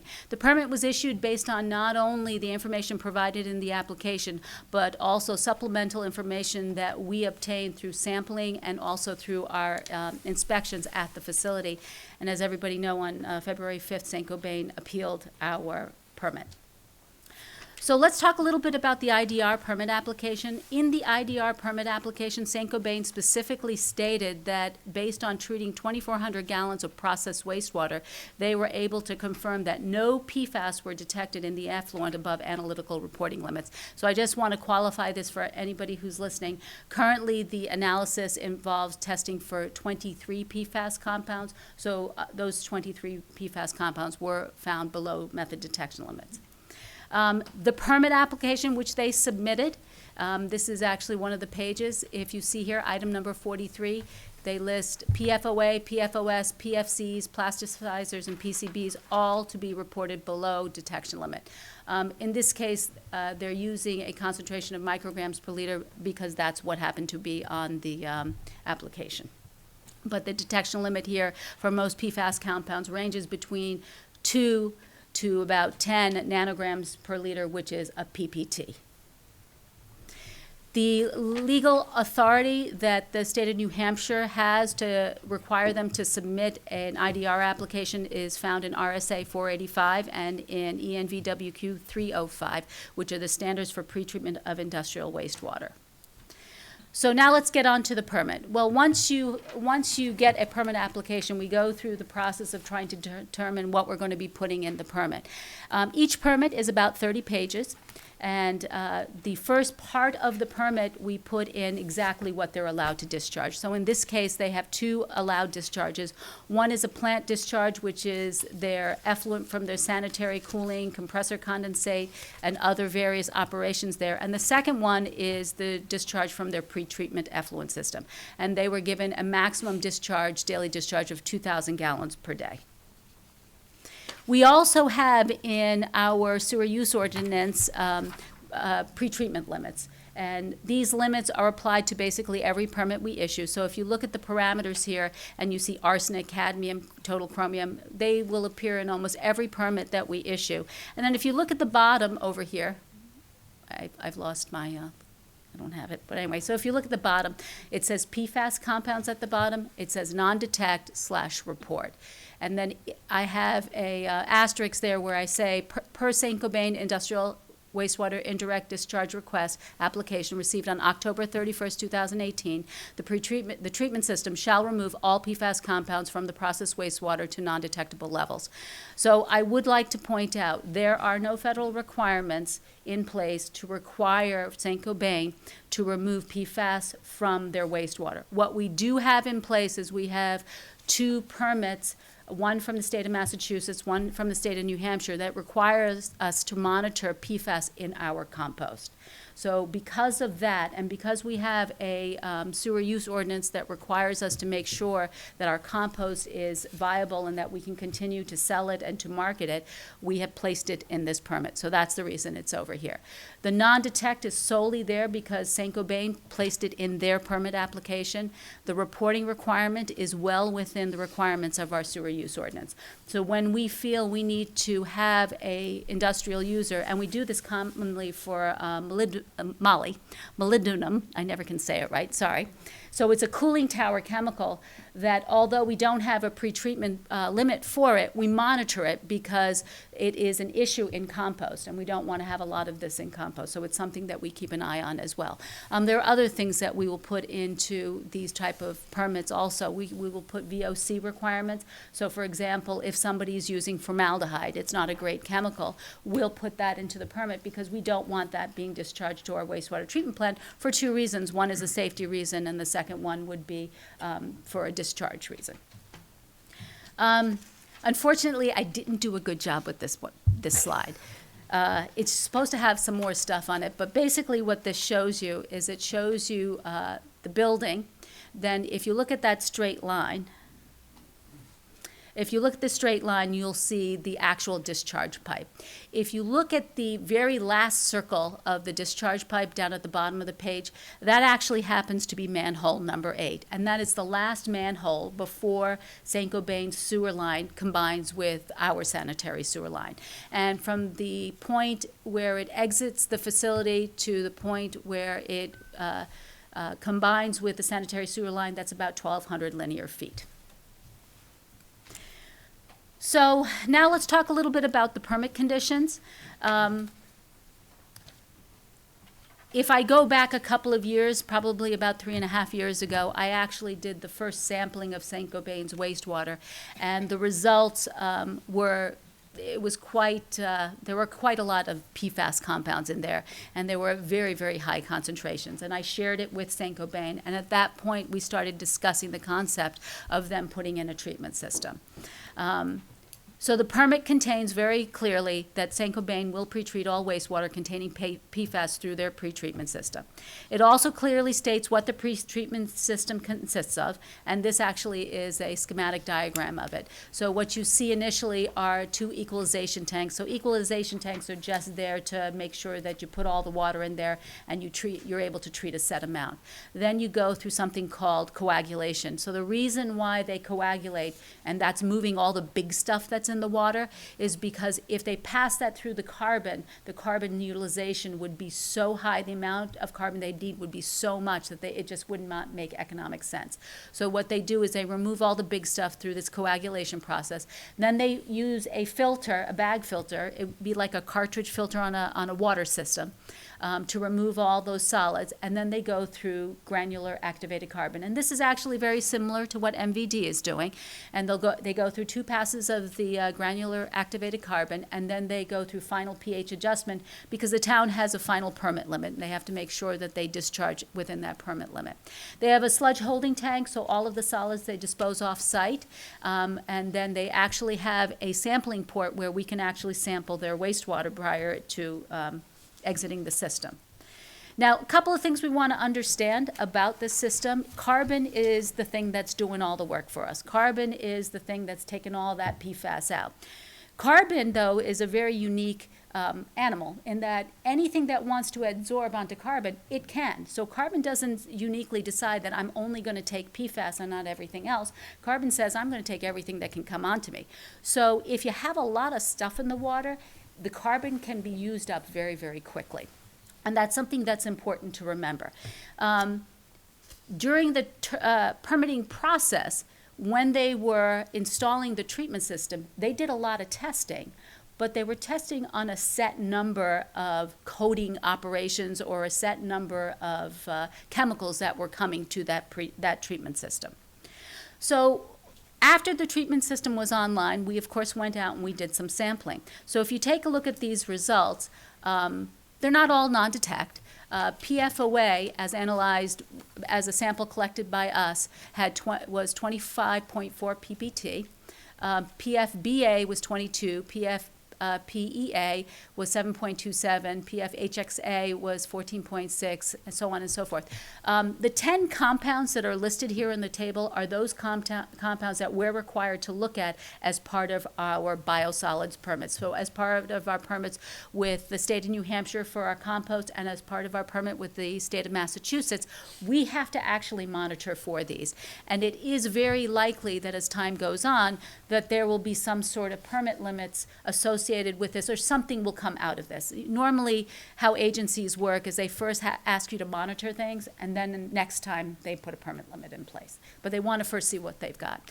What's really something to note here is that if you look at the end of pipe, so that is that manhole 8 that I described to you earlier, and you looked at the numbers over there, you got 383, 386 of PFHXS PPT, PFOA was 448 PPT, PFBA was 228 PPT, PFPEA is 1360, PFHXA is 2,340. If you add that line up, you come up with 5,147. I hope I did my math right. And so that's a big number, and that's where the concern comes, is that what is going on with this treatment system, that you have that much sitting in a manhole at the end of the pipe, number one. Number two, is there something else going on in that pipe that we don't know about, that we should know about? Number three, are you doing things, like cleaning out your pipes on a regular basis or something, and discharging things that might end up sitting in the sewer? So that's the piece of it that we were rather concerned by. We actually met with Saint-Gobain after we collected those samples. We shared all the analyses with them, and we discussed everything in quite a bit of detail. And they didn't have a reason for why the concentrations on manhole 8 were so high. So in response to the sampling that we did in October, in response to a site investigation or a site inspection that we did, and I will say in the site inspection, there were a couple of things that I was very concerned about, and so was Phil Appert, who's our pretreatment manager. One thing is they didn't seem to have a very good handle on the actual operations. So we run a wastewater treatment plant. I can tell you that all of us who are responsible for that wastewater going out to the river look at our discharge, look at our analytical results on a daily basis. And actually, Leo Gaudet, who's our chief operator, is constantly looking at all of the discharges, because that's what it's all about. It's about paying attention to what the numbers are and understanding what they mean and making changes that help to make sure that those numbers are the lowest that they possibly can be. That's the point of everything that we do in this business. So understanding that, and understanding that they only tested for a very small number of products through that treatment system, what we realized is there is a potential that there's a great variability there, and they have a lot of chemicals that are going through the system, and some of them may be in fact impacting the carbon's ability to remove PFAS. So that was one of the keys that we got from this. And what we felt during our meeting was that Saint-Gobain should spend some time trying to figure out if there are other parameters that they can look at to determine when breakthrough occurs. So for example, sometimes people will use total organic carbon analysis, and that's just a measure of how much carbon is in there. And if you start to see total organic carbon in the effluent, and you can do that in-house, then you know breakthrough has occurred, and now you know you need to change out your carbon. Some places will use pressure differential. So they'll look and see if there's too much pressure buildup on the system, and then they'll say, okay, when you hit a certain number, you need to change out your carbon. And that would be fines plugging it. Other places will use other things. What I do know from looking at some of their data is the density of the products that are sent to their treatment system will vary. And when I see density, so density is how much stuff is in there per gallon. So if I see a density, water has a density of 8.34 pounds per gallon. So if I see something that has a density of 15 versus something that has a density of 10, there's more stuff in the 15. And so now the stuff in this 15, if it's not removed through that coagulation step, is going to get removed someplace else. And so that means you use up your carbon just a little bit faster. So one of the things that we said to them as part of what we call process optimization, and this process optimization step is let's make it as good as we can possibly make it, is we asked them to go back and investigate, are there any things that you can look at? Is there anything else you guys can do to make sure that you're changing out this carbon at the right time and not just after 2,200 gallons? The second thing we said to them is we said, why don't you guys go back? So when we looked at the data, I saw the raw wastewater coming in at all sorts of pHs, all sorts of densities. And we said, well, why don't you go back and why don't you look at your raw data and why don't you start to go and put spreadsheets together? And why don't you start going testing different things to figure out whether or not any one of these might need to be treated just a little bit differently and might need to have a little bit, or you might have to change out your carbon just a little bit faster because you're using this. And everything I'm describing to you is what we do in our business. This is what we do. This is what we're supposed to do in our business. What we wanted them to do also, as we said in the permit, you need to refine your breakthrough estimates for continuous operation. So 2,200 gallons may not be what it should be. It may be 2,000. It may be 1,500. But you guys need to go back and you guys need to figure this out. You guys meaning Saint-Gobain. Sure. So just going back to the suggestions that you made relative to the optimization of the process, you told them, the various things and tables and charts that they could do and analyses. What was their response when you asked them? I can read it to you. To do that. I can actually read it to you. So the response, I want to read it because I don't want to misquote them. Are you looking for the February 4th letter? Oh, do you have that letter? I do. Okay. Is that what you're looking for? Yeah, I think I am looking for that letter. Because I don't think I have it here. And this is the letter. Thank you so much. 2 points.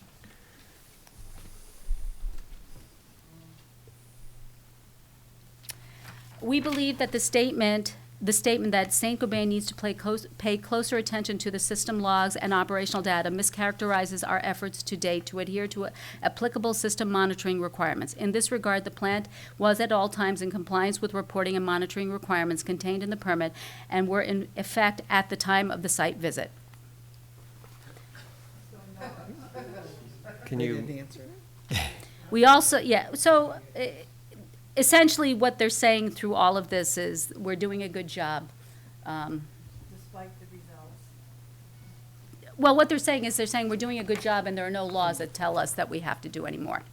I think that's pretty much what they're doing. Thank you so much.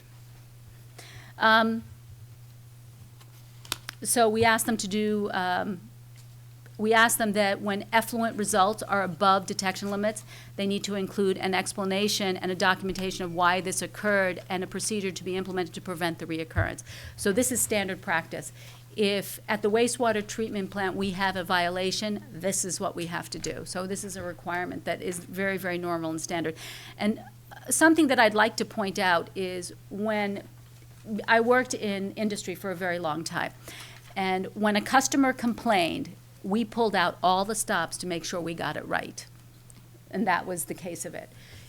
In the industries that I worked, for the companies I worked, when there was an issue with compliance, we pulled out all the stops.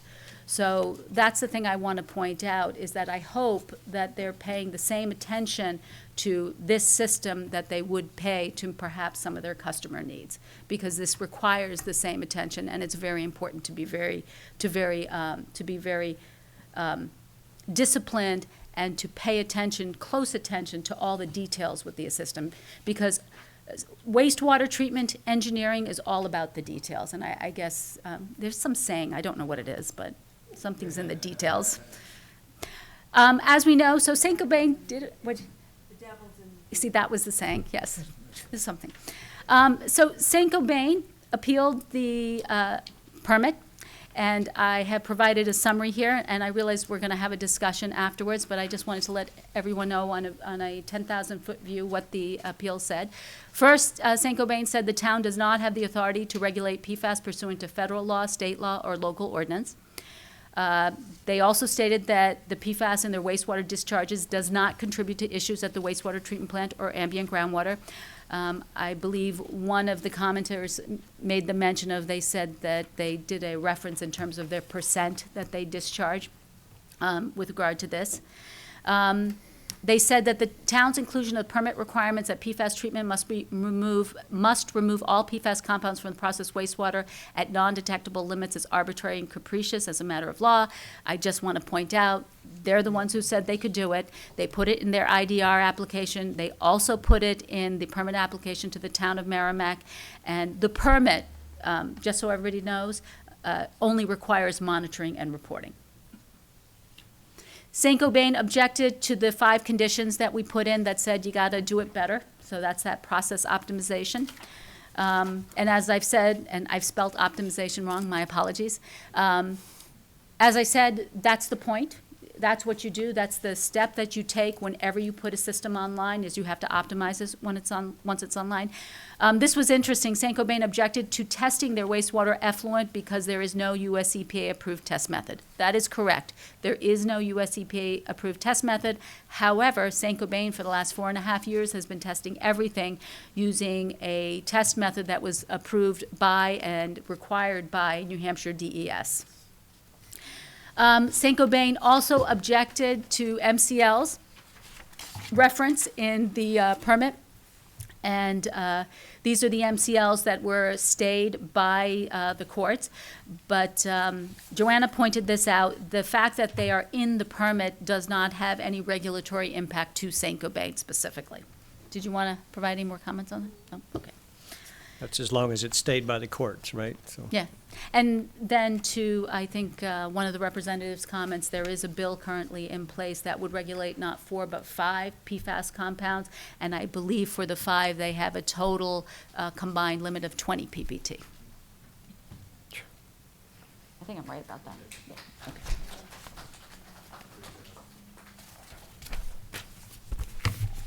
Okay. Thank you very much for that.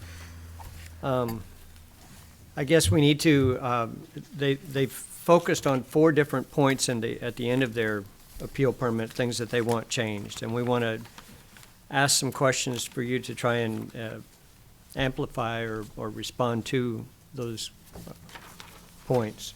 Did you have one you wanted to ask? Yeah. Okay, and I think we're going to address them in the order that they have appealed them. So we're going to deal with each particular point that they bring up, and we have questions for you, Sarita, to help us further understand each point. Are we going to do the last 4 points, or are we going to go through the whole thing? We're going to go through they specifically had 4 points Okay. that they wanted changes on. So we're going to talk about those. The whole appeal page, if we went through each of those, would be here Oh, for the yeah, rest of we'd the be night. forever. We Yeah. really don't have. And But I- they focused on 4 things at the end, so. And I think your presentation, at least for me, answered a lot of these. But I want to be able to be sure that everyone has received the appropriate information. Clear so- and definitive statements, yeah. Exactly. Could you explain, or basically tell us, does the permit contain a non-detect limit for all PFAS compounds? It does not. It only contains a reporting requirement, Okay. monitoring and reporting. And help us understand the difference between non-detect and this MCL business. Where is the separation? The MCLs, they're the ones who said non-detect in their IDR. They're the ones who basically said that.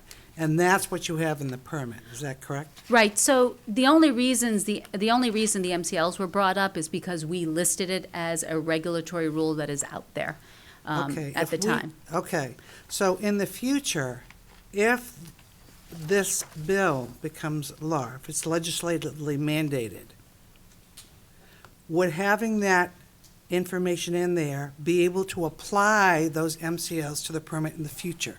No. So MCLs, they're aquatic groundwater quality standards as well. The reason for them to be in place is so that Saint-Gobain understands that regulations do exist outside, and should their pipe, which we believe is compromised, and there is exfiltration from their sewer pipe to groundwater, should that be occurring, that's an issue. As well as there's an issue should groundwater that's contaminated get into our sewer pipe, that's an issue. So that was the reason that was put in there. But the non-detect was specifically listed only because they placed that in their permit So application. they're the ones who said it, not Yes. us. Okay. I'm all set with that first one.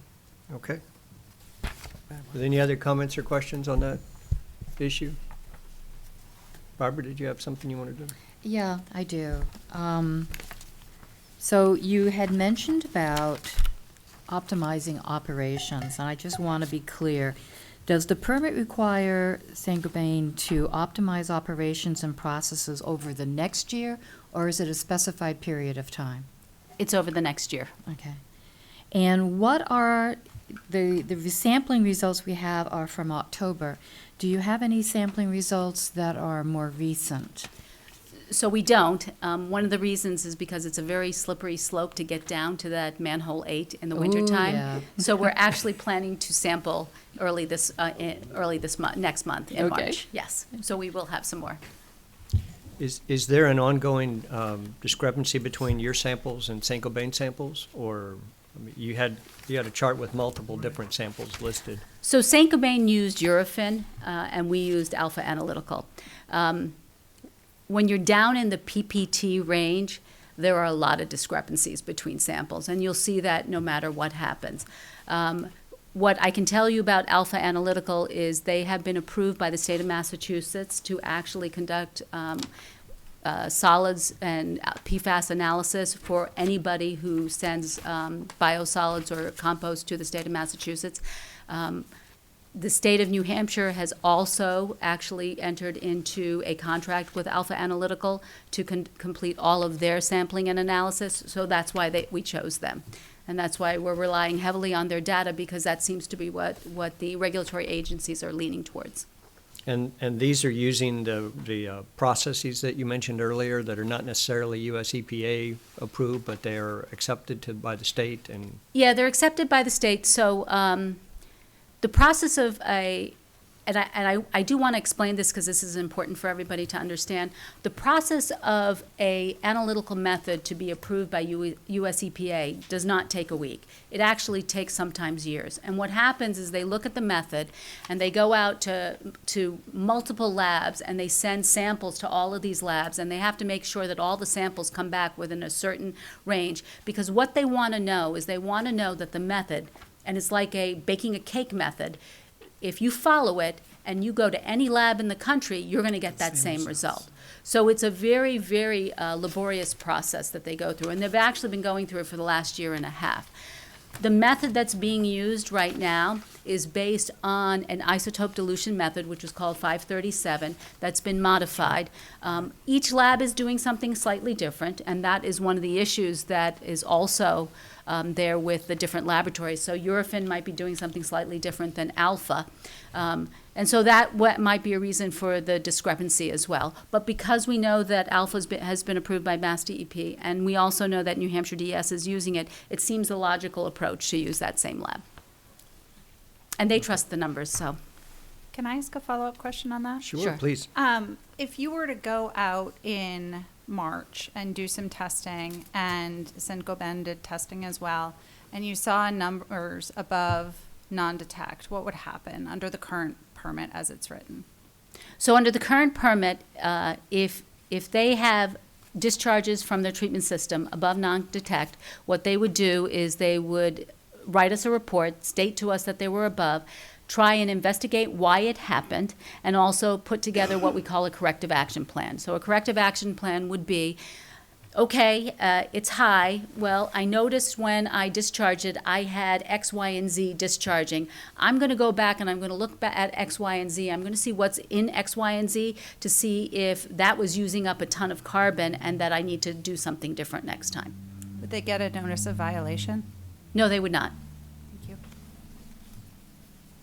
But as part of their optimization, they would be looking at the process to understand why and working to improve. Yes. So we can't issue a notice of violation on a number. So we don't have that authority at this point. Okay, thank you. Okay, so my understanding that I'm not sure if the word is resisting, but they have no interest in finding out why the results may come out not in their favor.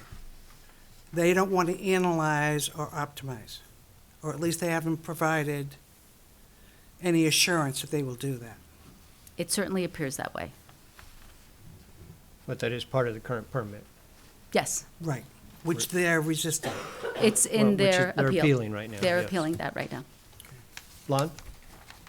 Yeah, this may be a bit naive, but your credentials are well-known to us, and you know what you're doing running wastewater treatment.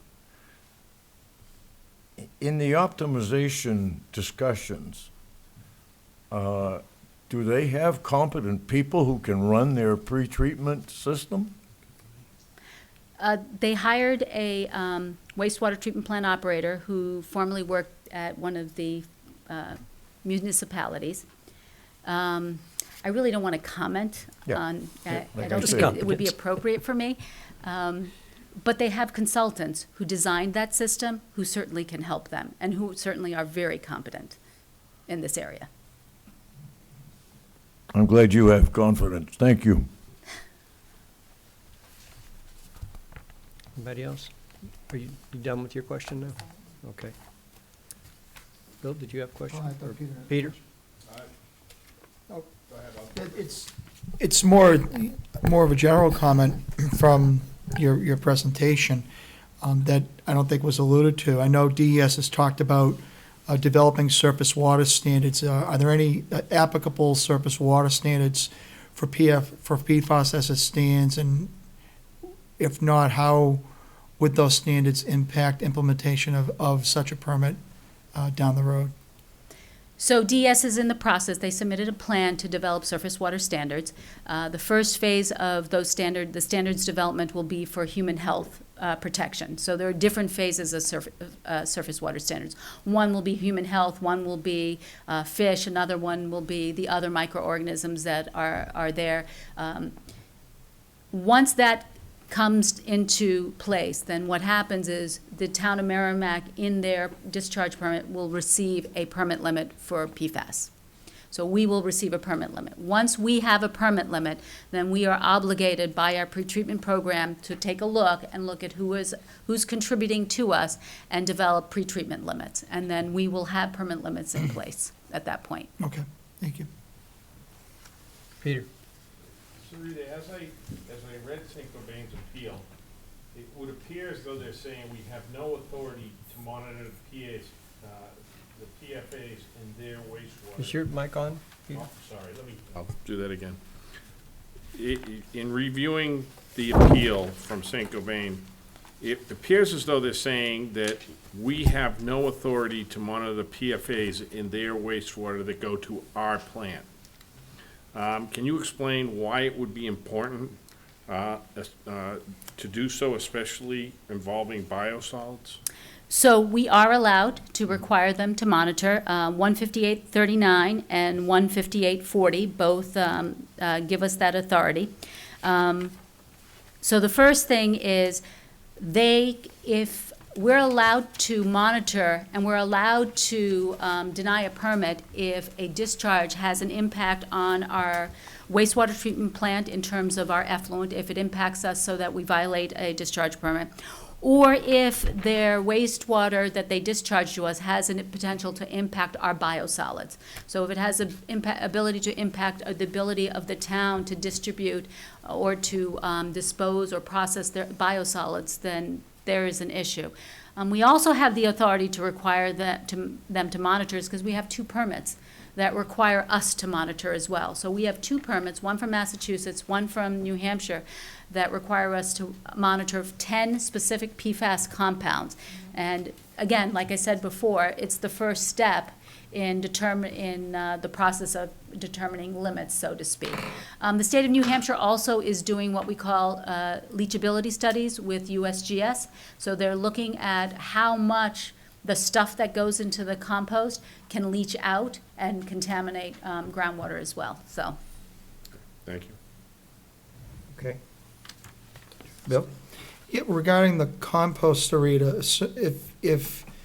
if Merrimack's compost was deemed not to be compliant with the regulatory agencies that have that issue you the permit so that we can sell that, what's the financial impact to the town if we're not allowed to sell that compost? Our operating budget would increase by about $2.5 million a year. Okay. And does that include, I'm sorry, go ahead, Eileen. No. I think I was going to say the same thing as you. So it's $2.5 million in additional revenue for disposing of sludge. And there's how much? No, it's $2.5 million to dispose of sludge. I'm sorry, Yeah. to dispose of sludge, and then how much revenue loss in the sale of compost and the purchase. I guess. So we also, how we much receive- revenue would you lose? So we receive sludge from other communities. Right. $300,000 a year, right around that. We also receive septage from communities all around us. That's about $300,000 a year. And we sell our compost at the tune of almost $200,000 a year. So you would have lost revenue of $800,000 a year. Thank you. In addition to the cost of $2.5 million. Right. 2.5, yeah, so it's 3.3 altogether. Yeah. Yep. Barbara? Per year. Per year. You mentioned that we take in septage from other communities, and is their septage tested as well before we accept it? So septage so right now New Hampshire DS has a program where they're starting to test septage. Couple of problems exist with testing septage. So first of all, it's a truck. And when you empty it, you may or may not get all the stuff out of that truck. So how you test it and where you test it becomes a very sticky point, because if that truck happened to come from your house and the last thing in there was really bad and your stuff came back really bad, you just wouldn't want to go there. So they're developing the methods right now of trying to do that testing for septage. We're also going to be testing sludge moving forward as well. In addition to, actually Monday, we'll be testing our compost again for PFAS. I want to briefly go through this. While the town understands the basis for the objection they have on the MCLs being listed, we would like to provide the following clarification. Senate Bill 287 is proposing to set the maximum contamination level for PFAS in drinking water. This bill was passed in the Senate on February 13th and will now go to the House of Representatives for review. The limits in the bill are the numbers that we have in their permit. We believe that these should remain even though they're not enforceable until either the Senate bill passes and is signed by the governor, or the courts remove the injunction on that, the limits that were set by DES. And so we feel that it's valuable to have that information in there for future use, assuming it clears the courts and things. While the injunction is in place, it has no impact on Saint-Gobain. We certainly couldn't kick back at them for anything on those numbers. Is that correct, Joanna?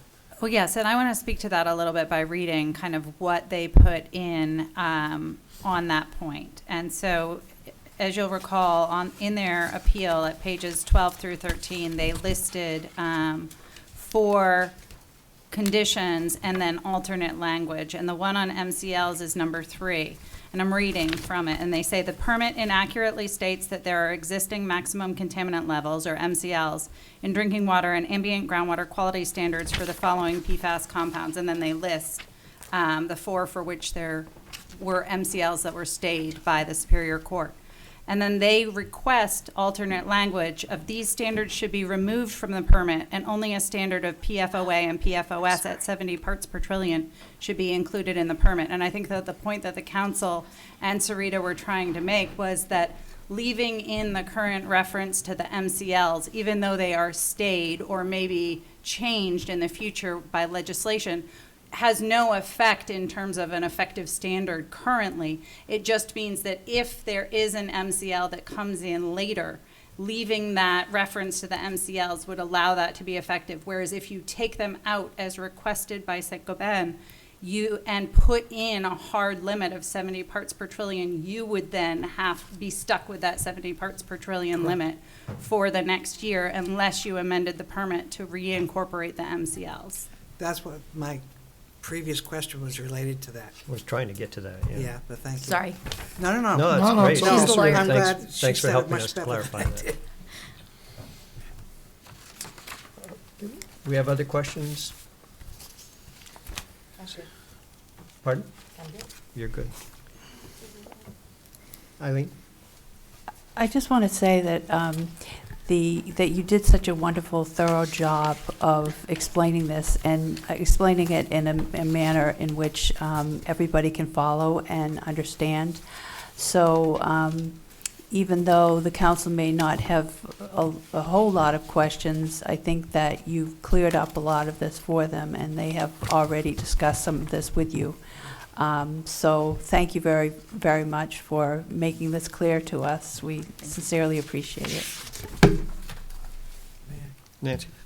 I totally agree with you, Eileen, but I think the previous education that we have received, that was the framework and the ground upon which you built. You did a lot of educating us over a long period of time, and this has just added more specifics to the wastewater, but you've been, what's the word? Of great value. Thank you. Priceless and diligent, and I for one appreciate your talent and your ability to help us understand, so thank you. Thank you. I concur with Nancy. Lon? Yeah, I just want to add to everybody's comments that despite St. Gobain's very recent action this afternoon, this has been on the horizon for a while. And I'll speak for myself and not other councilors, but I know they've been at it longer than I have. I've spent a lot of hours following Sarita, the town manager, discussions we've had individually and at the council table. And the last two presentations, the one in general about the sewage treatment plant, and this one tonight, just gelled everything very, very nicely in my mind. And I thank you, and I thank the manager, and I thank the council for that. I want to follow up with one other question, if I can.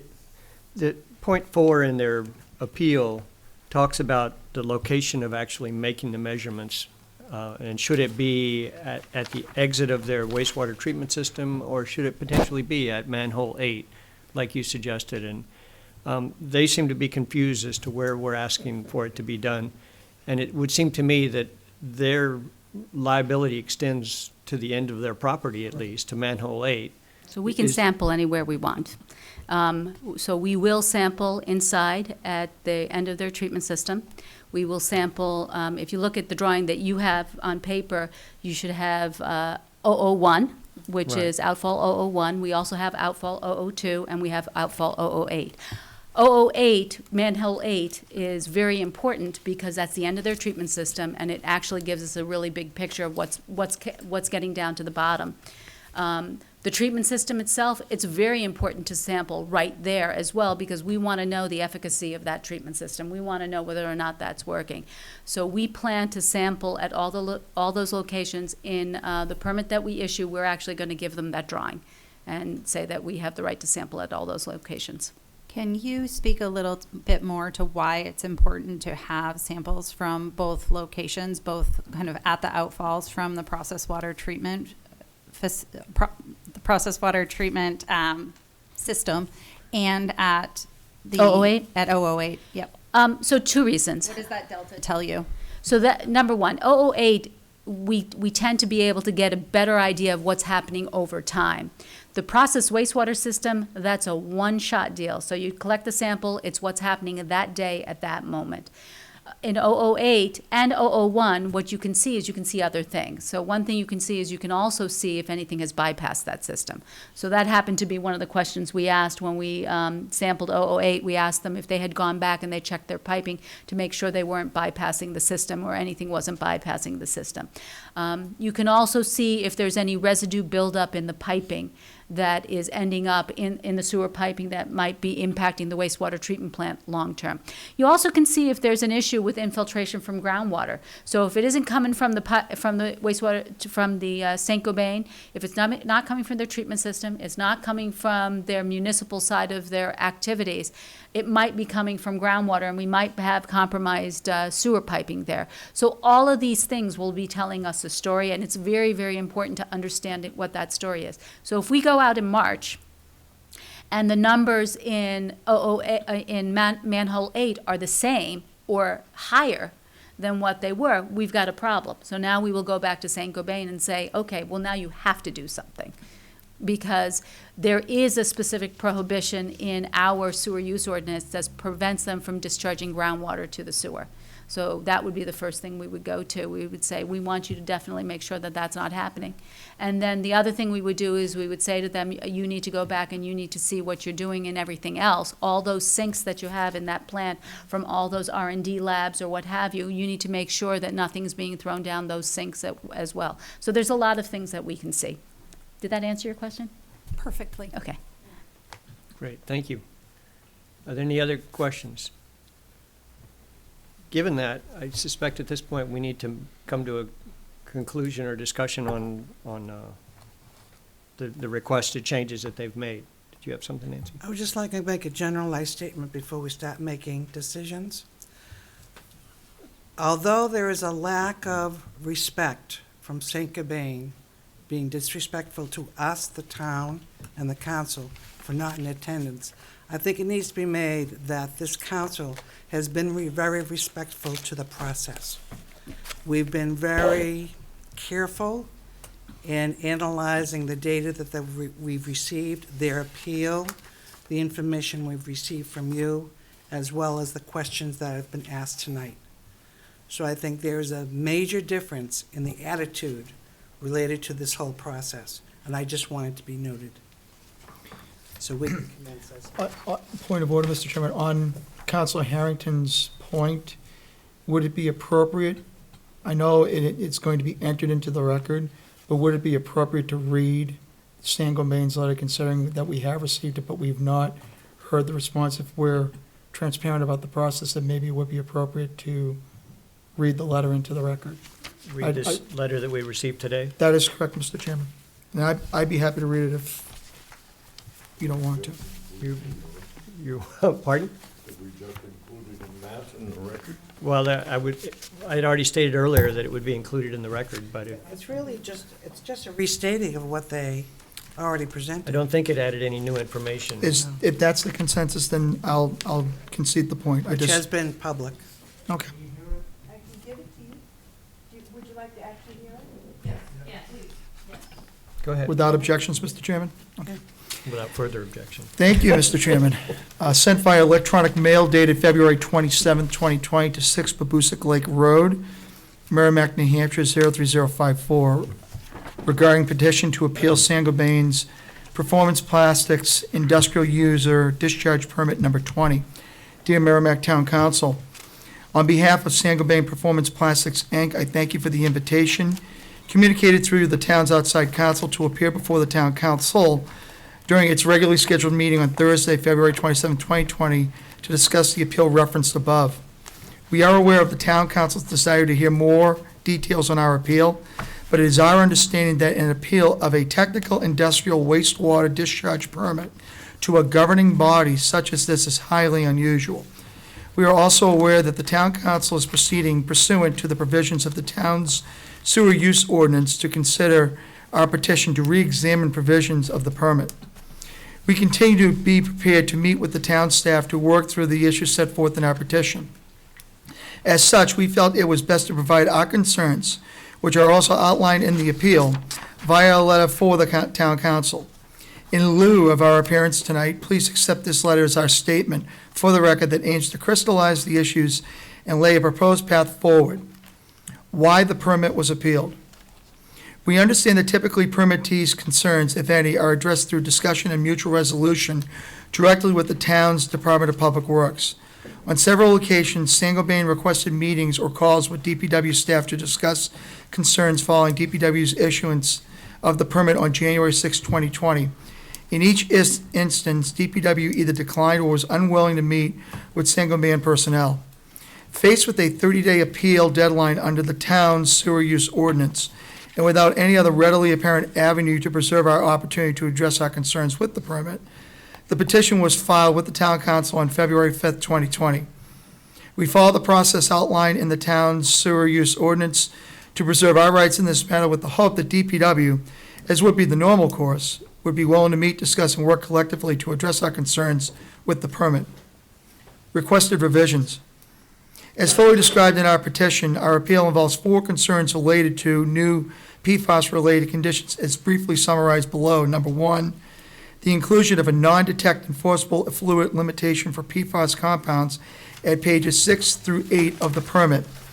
It is our goal to achieve non-detect for PFAS in our wastewater discharge, even though there is no factual or legal basis for the town to impose such a limit in the permit. As detailed in our petition, the non-detect discharge limitation for PFAS in the permit is unsupported by the facts and contrary to the law. In this regard, the following key points are relevant. In 2018 and 19, Saint-Gobain voluntarily took steps to design, construct, and install the granular activated carbon (GAC) system that is designed to treat and remove as much PFAS as feasible and practicable from its processed wastewater. Our voluntary efforts in this case are entirely consistent with our ongoing leadership position and proactive responses to address PFAS. DPW has no legal authority under federal, state, or its sewer use ordinance to impose an enforceable non-detect discharge limitation for PFAS. This is also the case for any concern raised by the town related to biosolids, groundwater, surface water, or any other issue. As a factual matter, by most measurements, more than 99.99% of the PFAS present at the town's wastewater treatment facility comes from other sources. No other company should be singled out for regulation. As far as Saint-Gobain is aware, DPW has not imposed similar non-detect discharge limitations for PFAS in any other permit issued to a discharger of industrial wastewater to the wastewater treatment facility. Requested change to permit condition. This permit condition should change to require Saint-Gobain to monitor and report for PFAS, as was the case in Saint-Gobain's prior permit. Number 2, the inclusion of conditions and requirements related to GAC system optimization at page 6 of the permit. As detailed in our petition, conditions 1 through 5 for processed water treatment system listed here are vague and overly broad. Saint-Gobain cannot ascertain what is required of it to comply with the permit obligations. Requested change to permit conditions. Saint-Gobain and DPW should meet and discuss these conditions so that we can understand DPW's concerns and mutually agreeable conditions can be developed. Number 3, the lack of certainty regarding the sampling point for compliance purposes at page 8 of the permit. As detailed in our petition, the sampling location, as currently drafted on page 6 of the permit, is vague. The sampling location to determine compliance with the permit should only be located at the discharge point of the newly installed treatment system. Requested change to permit condition. This condition should be modified to make clear that the sampling location for compliance with the permit shall be at the discharge point from the processed wastewater treatment system. Number 4, the inclusion of references to New Hampshire Department of Environmental Services currently state new MCL for PFOA, PFOS, and PFHXS and PFNA at page 4 of the permit. As detailed in our petition, the permit incorrectly states that there are existing maximum contaminant levels for drinking water and ambient groundwater quality standards for these 4 PFAS compounds. As it stands today, these standards have been enjoined by the Superior Court and are no longer enforceable standards. Therefore, including such a statement in the permit, relying upon these standards in any way is unreasonable and unlawful. Requested change to permit conditions. To conform to law, we are requesting that the permit reference the legal standards in effect on the date of permit issuance. Proposed path forward. Our business is committed to working to resolve the permit conditions. We believe it will be mutually beneficial for Saint-Gobain and DPW to meet, discuss, and work together to address our concerns with the permit. In order to allow time for meaningful dialogue, we are asking the town council to table its decision and extend the period of time for it to make a decision on the appeal. Specifically, we are asking for an extension period of 60 days until May 5th, 2020, which will allow for Saint-Gobain to meet with DPW to address our concerns regarding the permit. On or before the end of the 60-day period, Saint-Gobain will report to the town council in writing on the resolution of the issues included in this appeal and the status of any related permit modifications. At that time, as appropriate, and provided a mutually acceptable resolution is reached, Saint-Gobain will consider withdrawing its appeal. Saint-Gobain looks forward to working with the town and DPW to resolve this matter. As a next step, we would be happy to address any follow-up questions the town council may have, and we will contact the town's outside counsel to discuss when the DPW team might be available to meet. Respectfully, Brent Slensky, Environmental Health and Safety Council, Saint-Gobain, North America. Mr. Chairman, may I just make one comment? Sure. So the reason why we did not meet is because normally in meetings where council is present, the company will notify everyone that council will be present, and they'll tell us the reason for council's presence. And in this case, Mr. Brett Slinsky was going to be present at the meetings. I happen to know that he was an attorney based on the CAC meetings that we had attended. So when I asked why he would be present, we didn't get an answer to that. So at that point, we felt that it was important to notify our town manager and get our legal counsel involved. Thank you. Appropriate. Thank you.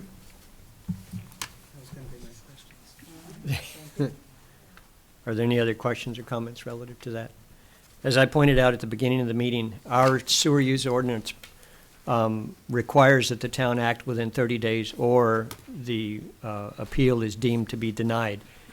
If we allowed it to go and be deemed denied because we went past the 30 days without having these comments or discussions, then any of our supporting documentation would not be admissible in a court if they were to appeal to the next level. So it's necessary for us to go ahead and react and enact a decision on this so that all of our discussion can be part of any ongoing appeal effort, which is why, even though they've asked for 60 days from the town, they didn't grant us an extension beyond that 30-day requirement. And that's a particularly important legal fact, I believe, that if they don't grant the extension, we can't just assume it. So if there are any other comments? I think that's correct. They provided for an extension of time, but they did not say that they would toll the 30-day requirement in the sewer use ordinance. Thank you. So at this point, I guess we need to deliberate on whether or not we accept change that they're requesting or make additional or other changes, or how we want to proceed with their appeal. I suspect we should, and the legal counsel can verify this, should we take each one separately and motion to accept or deny? Is that rather than a global? My recommendation would be that you go through their requested alternate conditions on pages 12 through 13 of their actual appeal, and kind of read through each one and then have discussion and a motion or a vote if you feel like you have enough information to make a decision tonight. Okay, thank you. So the first requested alternate condition, this is number one. The permit they request the following replacement language. The permit requirement that SGPP's process wastewater treatment system remove all PFAS compounds from process wastewater to non-detect levels. They would have us effectively change the requirement so that they effectively operate the new pre-treatment system and to monitor only for PFAS, as was the case in their 2018 permit. I motion to reject the appeal. Okay, and the basis for the rejection? Well, I think a lot of the discussion this evening has specified, there's been some global answers, and there's been very specific ones. And I don't think we have sufficient evidence to be able to say that they are capable of meeting the criteria that has been put forward. I might also point out that there's not a non-detect limit per se. There is a non-detect reporting value. And so it seems to me to be erroneous to be the way they're asking for this. We haven't asked them to limit all wastewater and put them in violation if they don't. We've simply asked them to monitor it and let us know based on the fact that they said they would reach non-detect levels. IDR. In the PFAS. So I would agree that we should reject that. Any other comments from the council at this point? I was going to say the same thing. It comes from their own permit application. It's not like we created that out of thin air. So Exactly. let's hold them to what they said they were going to do. Okay. So we'll call for a vote on that motion. You made a motion to Yes, I did. reject. Was that? No, Lon, I thought Lon had, Lon seconded, but I Lon thought he had a seconded. question. Okay, you had a question. Go ahead. No, I thought Lon had a Oh. question. We're all set. Yep. So we'll call for a vote on that rejection of number 1. All those in favor of rejecting signify by saying aye. Aye. Aye. Any opposed or abstaining? So that one is rejected.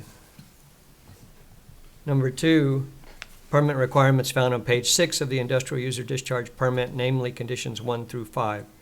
Those conditions should be deleted in their entirety according to SGPP with approval from the town.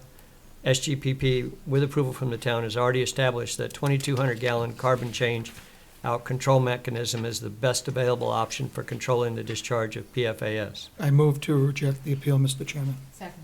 Moved by Bill and seconded by Barb. Do you want to speak to that? I think very, very briefly is what Sarita alluded to, the fact that they're objecting to the implementation of process controls to optimize internally is just telling. It's like 2,200, that's all we want to commit to. There's no, there's no commitment from Saint-Gobain to better a process so that when the end product gets to the wastewater treatment facility, there's a level of confidence with Sarita and her team that they know that the discharge, the effluent that they're getting from Saint-Gobain has been, cleaned and maximized to the best amount possible. The fact that, Sarita took time and was, I got the sense that there was a willing to partner there to work with them on especially where they have had troubles with their GAC. I don't mean this to sound overtly snarky, Mr. Chairman, but for a company that prides itself on being a leader in the community on environmental leadership, it kind of makes a mockery of it if you are unwilling to sit down with the people in your community that are here to help you. So based on that foregoing, just on the optimization piece alone, I think is worthy of rejecting item 2 of their appeal. Thank you. Does anybody else have comments? Opinions? The only additional thing I would say is that I have the feeling that they think the reporting is sufficient. It doesn't matter what the results are. That Correct. is not acceptable to me. Correct. Okay. Lon? I couldn't agree more with Councilor Boyd's comments.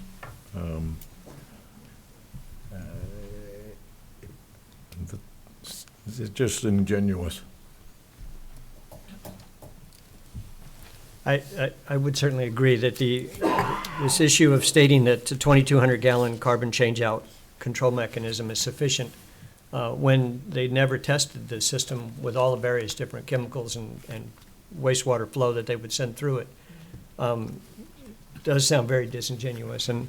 And there is a concern that if they in fact are getting PFASs in the outflow, when they said they could reach a non-detect level, that maybe there is some optimization that does have to happen, and maybe their GAC filters need to be changed more frequently.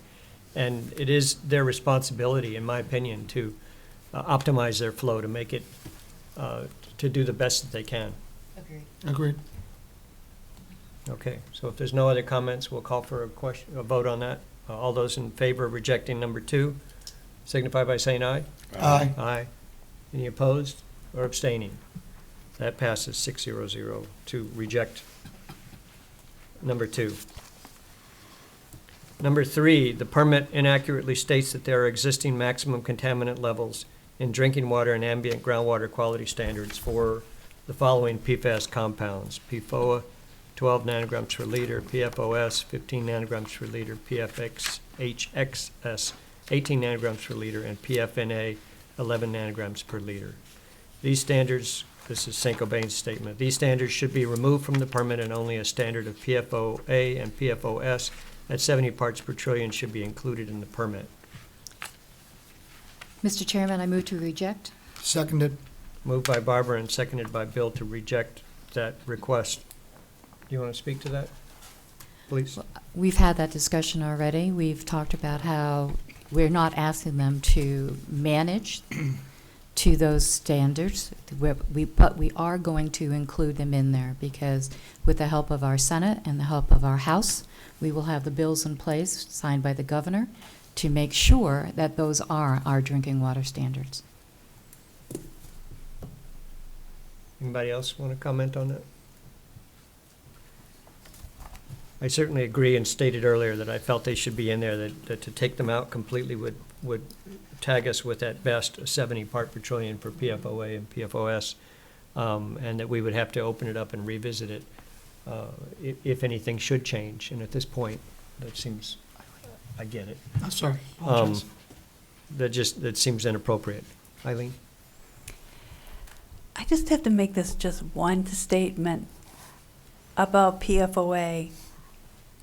We have been told that Saint-Gobain has not been using PFOA since 2014. Why is it still turning up in their wastewater? Bottom line. Or even better, why are they fighting over it? Right. If there's no PFOA, Yeah. why are we here? Yep. Those are great questions. We've been trying to figure that out for 4 years now. I agree with you, Mr. Chairman. And as they have pointed out, the volume of PFOA that they're using is dramatically reduced. That doesn't change the fact that they're still contaminating with numbers that are above the EPA expected limits. And we still have contamination in the ground around them and in our well water, which exceeds some of the limits. So if there are no other comments on the inclusion of those numbers in the permit, we'll call for the vote on that rejection. All those in favor of rejecting their request signify by saying aye. Aye. Any opposed or abstaining? The rejection passes 6-0-0.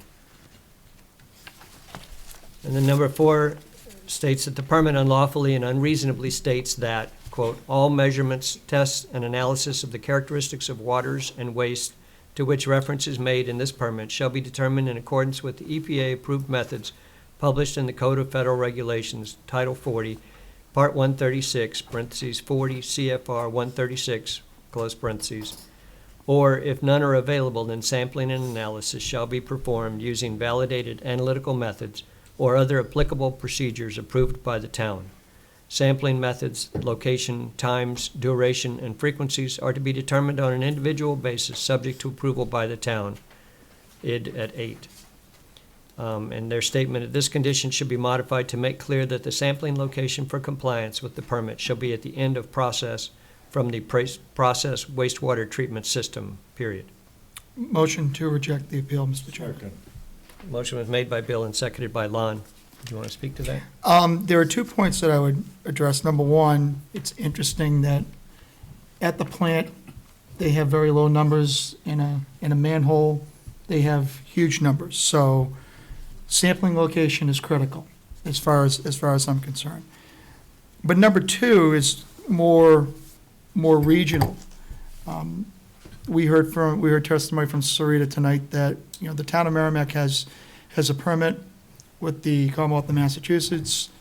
We have a permit with the state of New Hampshire, and I believe there's a permit with the state of Maine as well, or? if you So can- we don't No, we- actually distribute compost to the state Ma- of Maine, but Maine has actually action levels for PFOA, PFOS. Okay, so that being said, you know, the effluent that flows downriver has a regional impact on our neighbors south of us. I serve on the New Hampshire Drinking Water and Groundwater Advisory Group, as you know, Mr. Chairman. And we approved a loan to Pennachuck so that they could put a pump in the Merrimack River to provide drinking water to the users of the Pennachuck water system. And the last thing that I think Saint-Gobain would want to do would be to polluting that particular water that's servicing the very customers that they just hooked up to that very water that sought that water several years ago. And that's not even including our neighbors down in Lawrence and Lowell that rely on, and Haverhill, that rely on the Merrimack River for their drinking water. So, you know, again, circling back to, I think, the testimony that Sarita gave to us tonight, you know, we have a responsibility as a community that what we're putting into the Merrimack has been treated to the maximum extent possible. And again, we need to hold Saint-Gobain to some extent, to a larger extent, accountable for the stuff that is going into the wastewater treatment system. So,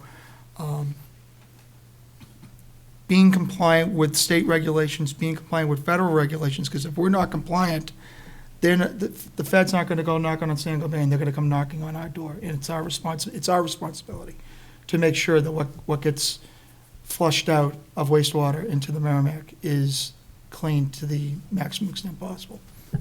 Apologies for being long-winded. Thank you, Mr. Chairman. Barbara?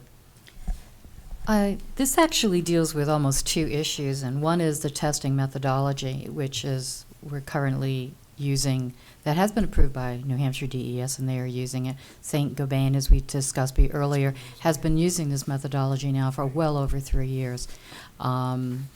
There's no change in the test and the test methodology. So maybe the lawyers didn't know that, I don't know, but therein lies the rub. Let's just remain, if anything, it stands to reason that we would want to be consistent in our testing methodology based on what has gone on previously and what will go on in the future.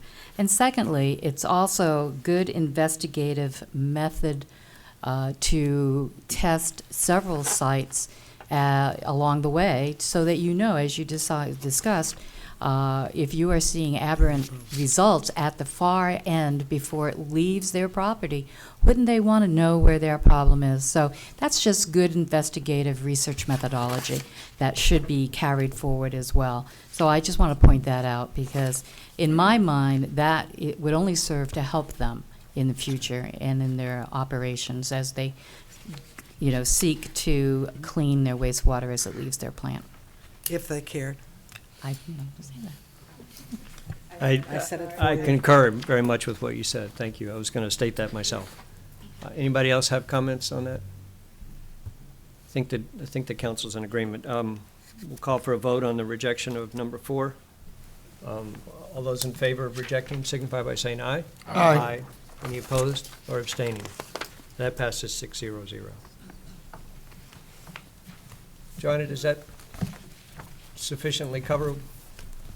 I think our that part does of it. Yes. Okay. So effectively, we rejected our appeal.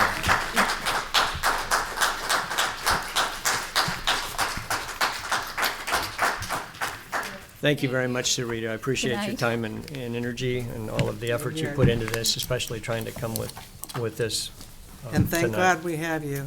Great work, Sarita. Thank you. Thank you, town council, for doing that for us. Mr. Chairman? Thank you, Eileen, for your efforts on all of this. We really appreciate it. Can we take a quick 5-minute break? Is that too much to ask, or do you want to proceed? Yeah, if we need to. Okay. We're going to take a few-minute break to get reorganized here. Just a few seconds, a few minutes. They're gonna go, they're gonna go. We're taking a break? Paul, Well, I think he's using the restroom. Not you, keep This working. time he is, last time he did. We're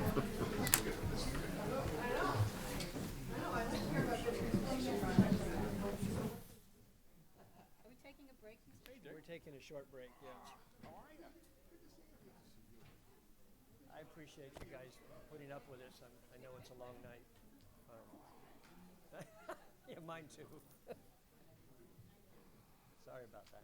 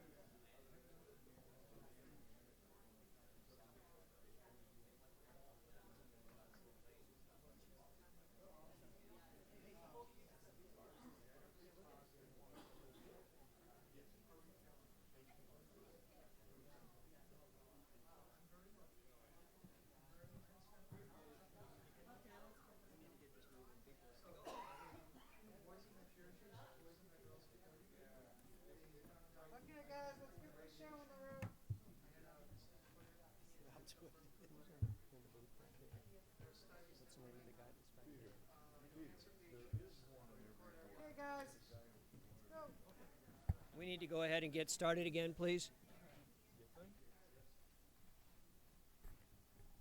By the way, my light is still on, suggesting that somebody's mic is off, so if you can reset that so that we can use it, that'd be great. Back in the booth. And maybe not. Thanks. Oh, it's me. It's still lit up. I don't know if you can reset it from back there or not. Okay. We're going to go back in session now. And that brings us to, I lost my agenda. I can't believe it. To a discussion on the update of the New Hampshire 101A project. Town Council to be briefed on changes to the project as a result of public input.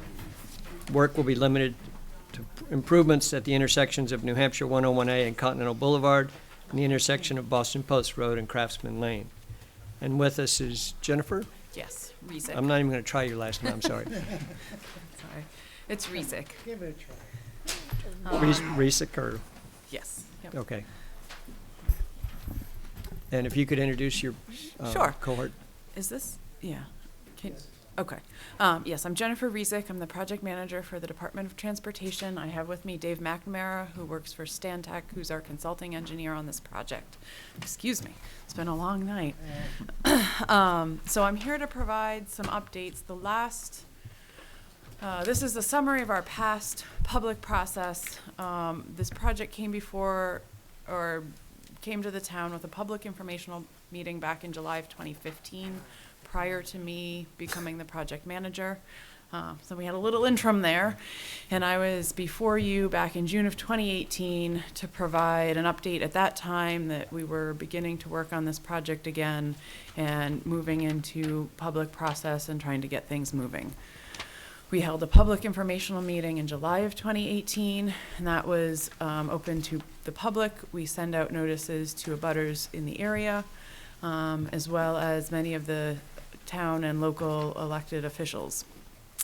We followed that meeting up with a hearing, a formal right-of-way hearing, in September of 2018. And throughout that process, we had some comment from some of the abutters, most specifically Connection, that is adjacent and an abutter to the project. That right-of-way process followed up in January of 2019 with what is called a finding of necessity. So in that process, there is a special committee of 3 members of the New Hampshire Executive Council that are appointed to a special committee to hear testimony to determine whether or not there's a need for the project and whether or not the state has the ability or necessity to take property rights if needed to complete that project. And so they found in January of 2019 that there was necessity for the layout of the project. And this is what the project looked like at that time. Back there. So it was making improvements at the intersection of Continental Boulevard with 101A. It continued west, creating a 3rd eastbound through lane to match the 3 current westbound through lanes that exist today. And then it's looking at reconfiguring the intersection of Craftsman Lane and Boston Post Road to limit the cut-through movements, using those local roads as a bypass for 101A, particularly with the westbound movements. This is the plan that was shown at that public informational meeting and at the hearing. Like I mentioned, beginning at that public informational meeting, we began to have some dialogue with the abutter that had significant concerns about the project and how this would impact their business and their operation. I had some discussions in the summer of 2019 with the RPC, letting them know that we had some concerns from this abutter and we were trying to work through that. It was noted at one of the Gasset hearings this fall, so we have 2 different processes with the department. There's the 10-year plan process that probably many people are familiar with. It's our long-range transportation planning process that introduces projects into our plan for future implementation. That's a process that gets updated every 2 years. And so this particular year happens to correspond with a year when we're actively working on a new or an update to that 10-year plan. Separate from that, there is a regional planning process that looks at our transportation improvement plan. Each regional planning commission has their own transportation improvement plan as well as the state's plan. Those 2 need to kind of be in alignment, and if it's called the STIP. If that STIP doesn't have the correct information for the project, ultimately we cannot advertise it. So the Gasset hearing, through the 10-year plan process, we mentioned that there were some concerns that we were looking at possible revisions. Those had not been finalized at that time. We were still in discussion with the abutters to talk about those. I did hear from Kyle Fox after that meeting. We spoke about what was going on and some of the conflicts that we were trying to work through. Leading into the fall, we did get some buy-in from the abutter on a reduced scope that they thought would be agreeable to them. That was in early December that we got their buy-in for a possible reduced scope that would alleviate their concerns, and that's when we initiated the STIP amendment So that's the separate process that deals with the funds coming from the federal government and going towards our projects. So at that point, I had some coordination with Eileen in January to let her know that this was all happening, and to get on the agenda here due to it sounds like they've been pretty full lately with a lot of the budget hearings. So unfortunately, we are coming now at this point and instead of trying to get in at that same time frame. So some of the objections, and for those people that were at the public hearing, there were quite a few. They dealt with everything ranging from how a third lane may back up traffic, to the visual effects to their property, to concerns over the stormwater treatment that was proposed and required to meet the MS4 stormwater discharge permit, concerns about blasting, a whole host of concerns. They're documented. The ones that were brought up at the public hearing, which are fairly representative of the other discussions that we've had, are outlined in the report of the commissioner that's produced after that hearing. That is available on our website. So based on all of these discussions that we've had with them, we are looking at essentially removing the work in front of their property. So that would be removing the eastbound through lane, starting to the west of Boston Post Road and coming up to somewhere in the neighborhood of the VIP Auto. Last spring, it was looking very much like the whole project could be in jeopardy.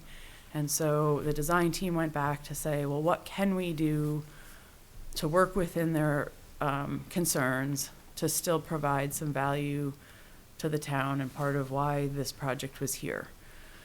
So what we're looking at, I've got kind of a fade out here that shows what we're kind of looking at now.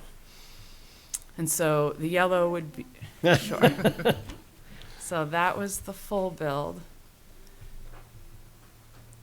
And it eliminates the work along that frontage.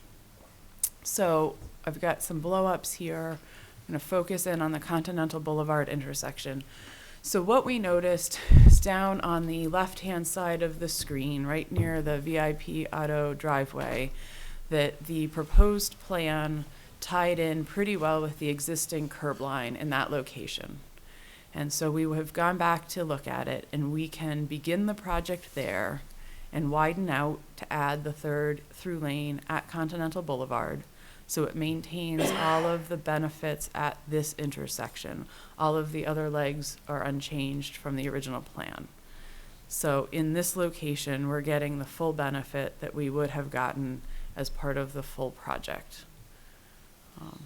So effectively, you're bringing the third lane that starts just to the other side of Continental Boulevard through the intersection and starting it closer to VIP or Friendly's. Correct. So you've got 3 lanes moving through, which should move a higher volume of traffic in the AM or at any time of day, but specifically in the morning when people are trying to get into Nashua or up onto the turnpike. So you move traffic through more efficiently. Through that intersection more efficiently. Yes. So at the other end, there have been a few modifications on this end since the hearing. One of the things that we heard that was requested was the continuation of the sidewalk on the north side of 101A up along Boston Post Road. So that is shown in this plan. It's kind of a purplish line up along the right-hand side of the roadway. And again, otherwise, these improvements have not changed from what was shown.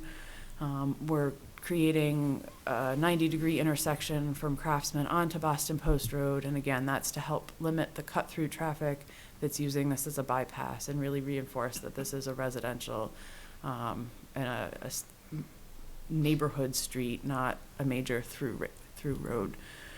But as you will see down at the bottom of the page, we're not doing any work on 101A in this area based on this current scope.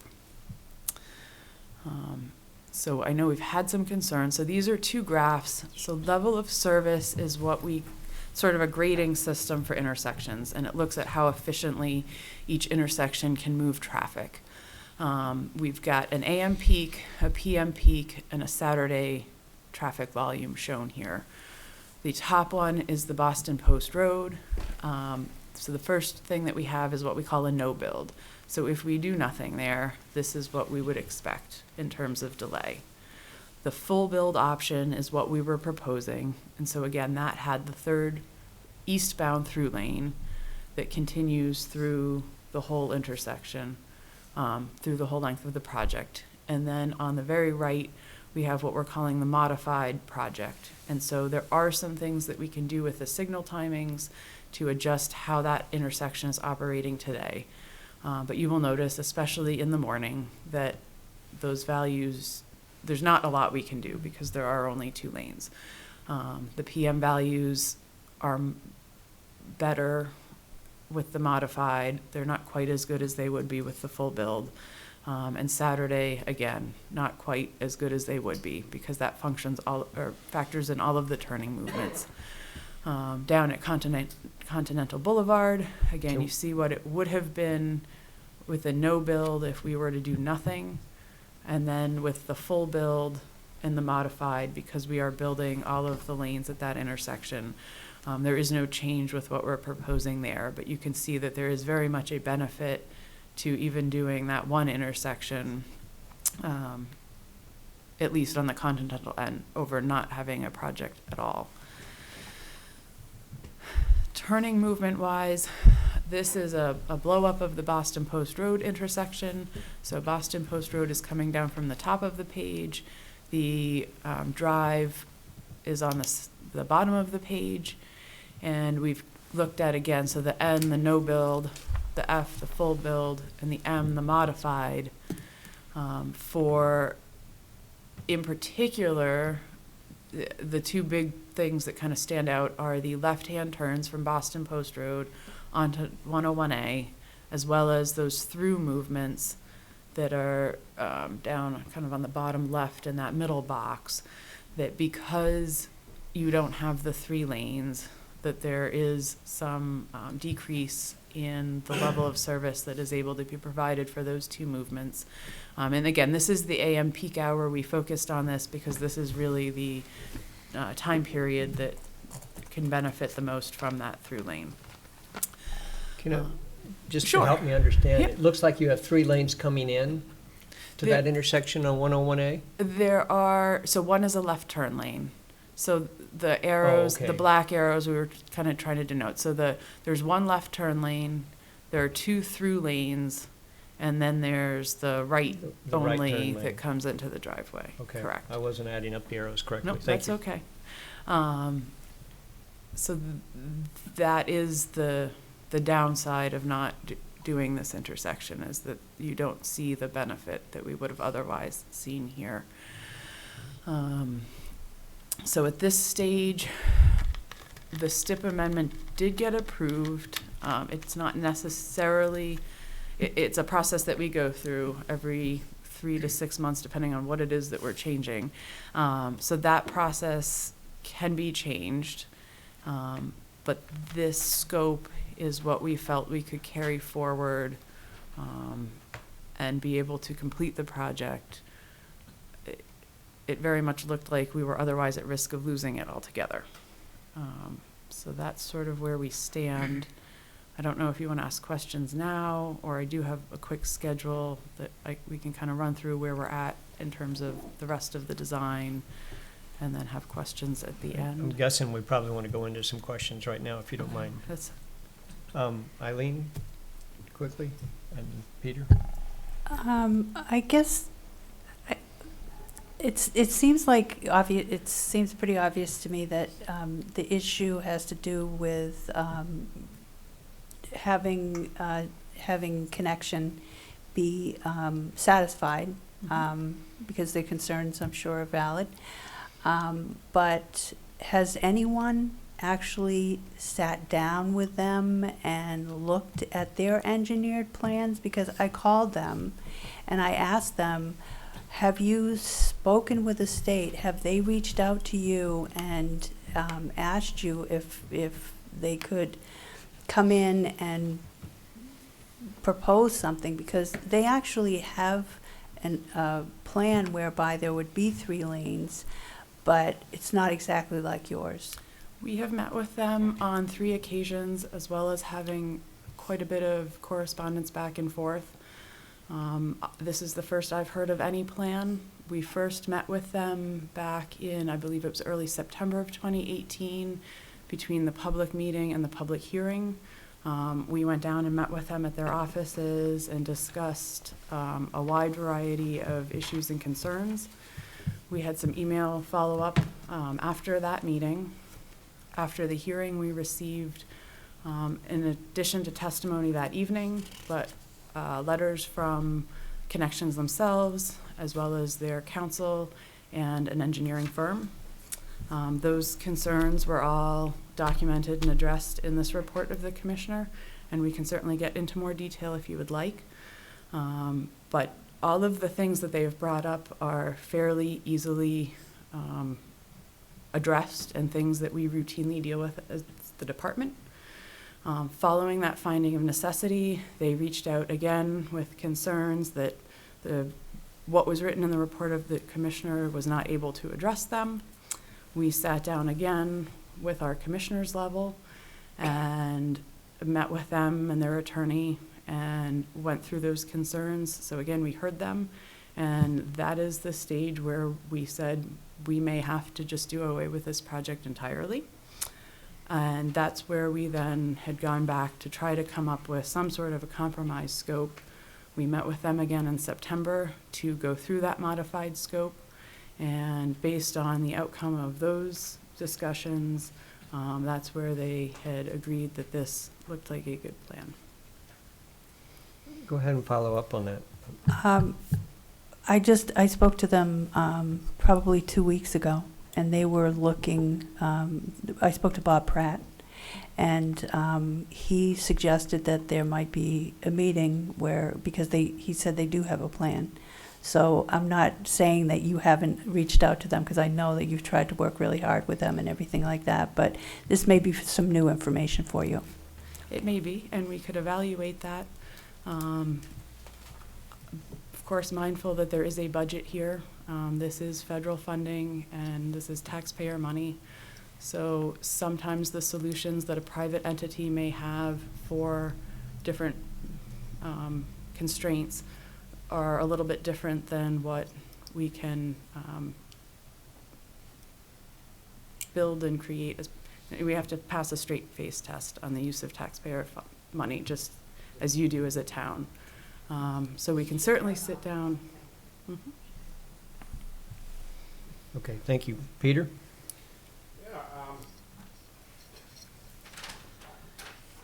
I understand the thoughts, and I remember this came up before, and this is to help. Is your microphone on? I'm sorry. I understand the thoughts and the, it's supposed to help the rush hour traffic especially. But you know, I've seen that, and many of us have, driven that road thousands of times, rush hour or not. And there's so many traffic lights, I think you could add 5 lanes on each side, and you're not gonna get the traffic to move any faster. That's right. And now you're adding crosswalks, and this came up at the original meeting, and that's gonna slow it down even more every time somebody hits a button. And so, you know, this whole plan, I think the only thing that really, to me, knowing these roads, I think it will help, is changing the intersection at Craftsman and Boston Post. I think if I had to move forward with this project, that's the only thing I'd do.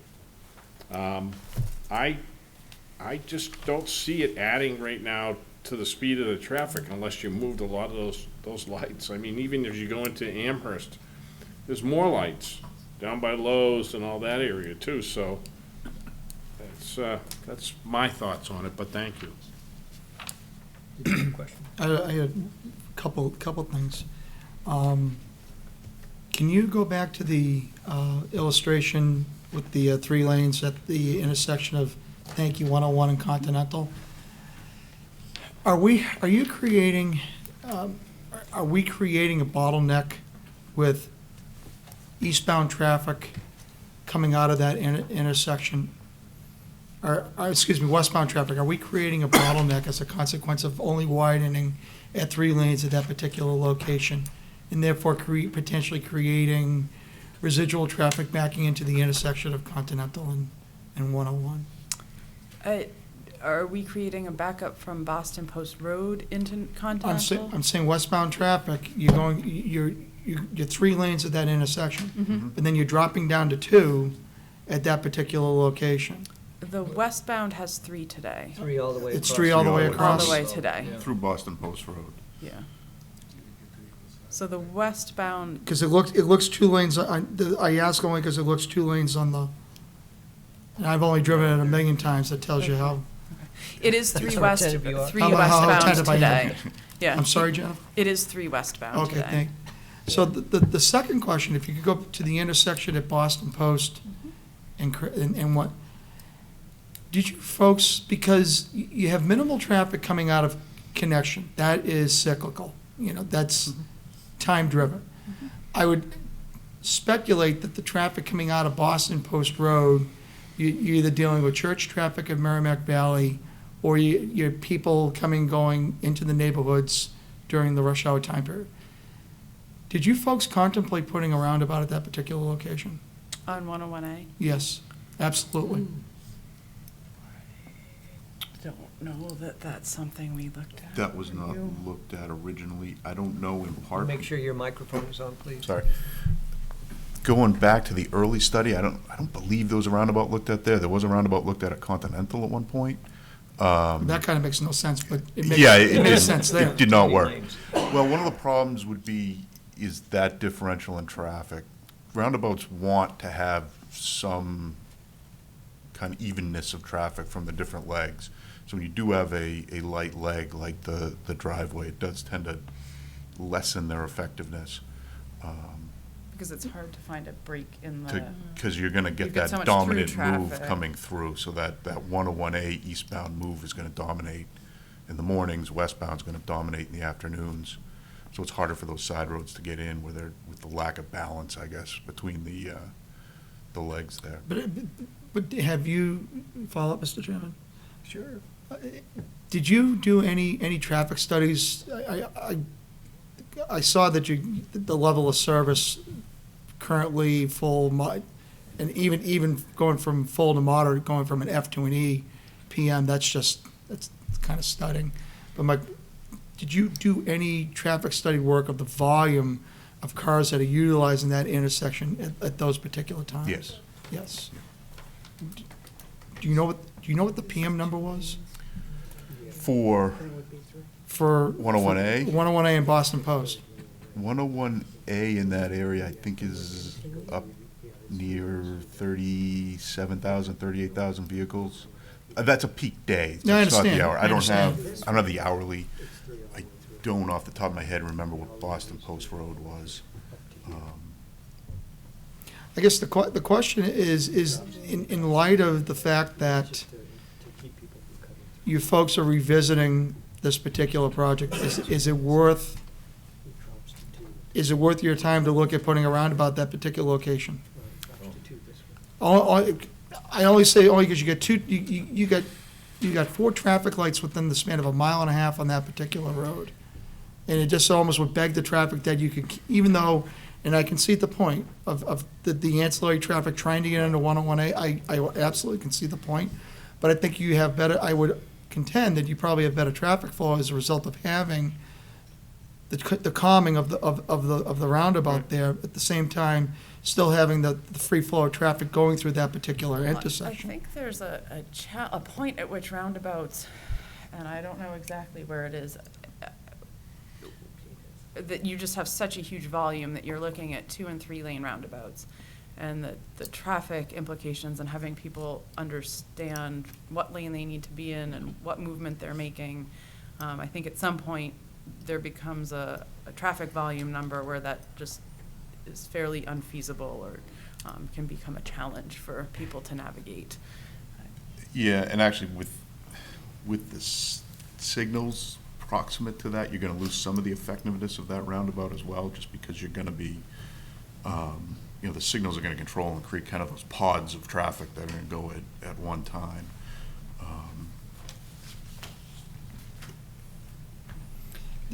the other question, because I was at the public hearing, and thank you for taking out the sidewalk. I do personally appreciate that.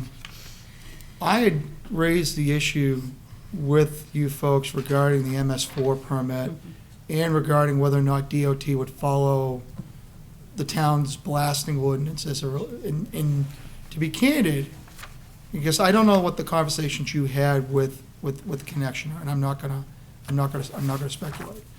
But from where from being at that meeting that entire night, I know we talked about, I mean, there's some other things that they brought up that certainly are specific to their site needs.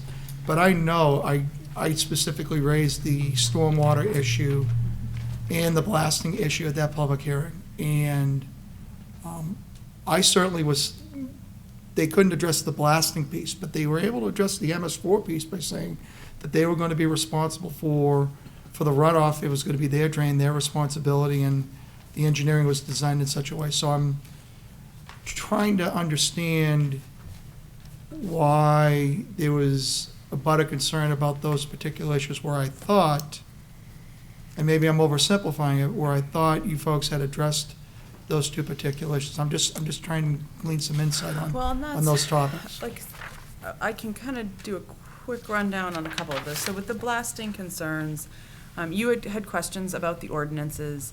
So we're not as the state required to follow them, but we certainly do want to work with the municipalities, and we understand that And you there's said that, and I a history appreciate in that. this location. And so in our meetings, one of the things that they're particularly concerned with are the implications on their communications lines and the ability for them to continue business. So we have many ways that we can work with blasting companies, limiting vibrations, limiting the blasts. We had, on several occasions, they said that they had worked out some limitations when the Home Depot went in. We have asked if they can provide us with what those limitations were, that we can make sure that we're meeting or exceeding them. None of that information has been provided to us at this point, so whether they have it or maybe they don't have it. But certainly that's something that we routinely work with. We've blasted near facilities with sensitive medical equipment. So we felt that this was something that we could address, and they felt otherwise. The MS4, there were a lot of questions on what that is, what that means. I don't know if the other members of the council are familiar with that. Oh, we're well familiar with it. So for the department, so the municipalities have their compliance that they need to do, and likewise the department has our compliance that we need to provide. And so what that's really looking at is any place where you're redeveloping impervious area that we need to capture and treat that stormwater. For redevelopment, that is an 80% removal rate, and for new development, it is a 90% removal rate. Most of the BMPs, or best management practices, that are installed to do that only get an 80% removal rate, which effectively means that you need to treat that stormwater treatment volume off of 100% of the impervious area coming into your project. And with the initial layout, that's what we were attempting to do. Even in that layout, I don't think we were quite at 100%. I think there were a few areas here and there that just because of grades, or you've got areas where like the private drive comes down onto, or grades back or away from the roadway, so there may be drive matches that we're not able to effectively capture. But that was the purpose of this stormwater treatment. It was all necessary to meet that requirement. They and their engineer felt otherwise about it, but as the entity that has to provide the compliance and assure the EPA that we are meeting that permit, we felt that this was all necessary to do that. Can't argue with you about that, so. Peter, you had Somebody something else quick? can- Yeah, I just want to, and I know you guys, thank you for the presentation. I attended, and a couple of members of the council attended the 10-year planning meeting in Bedford a few months back. And, I listened to the projects, and I listened to some of the things, and, I'm looking at this project, and, I don't see this project as benefiting, it's $6.3 million. if you could take the message back to the commissioners, that I'd like to see them repurpose the money for the state-maintained road on DW Highway north from exit 10. I mean, there were a number of people there that are now impacted because of all the development, the delays, and I was quite frankly surprised when Bedford's side of that whole area was gonna get improved. And we got people that they're backed up in traffic and everything else. So, I mean, that money, I think, would be better served for our community, would be maybe improving or adding the on and off ramps at 12 that aren't there, or northbound on DW Highway that's maintained by the state. That could use some widening, some turn lanes and so forth. I mean, that really, I don't know, but that's my opinion, and that was my takeaway. And I also learned in that meeting there's a possibility of money being delayed for other projects. And Eileen, I think, was it the Babusick Brook Bridge that could possibly be delayed, the funding for that? Oh, no, I think we were talking about the TAP grants.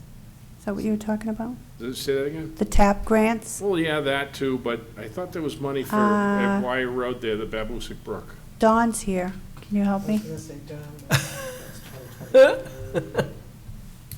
that? Don's opinion. I didn't want to drag, so the point being is, I really believe that money could serve us better, that's all. I was gonna ask for Don's opinion anyway. Yeah. Okay. I understand. I get DW Highway, because I do travel that also. And it would be nice to have a full intersection at number 12. However, what's happening on 101A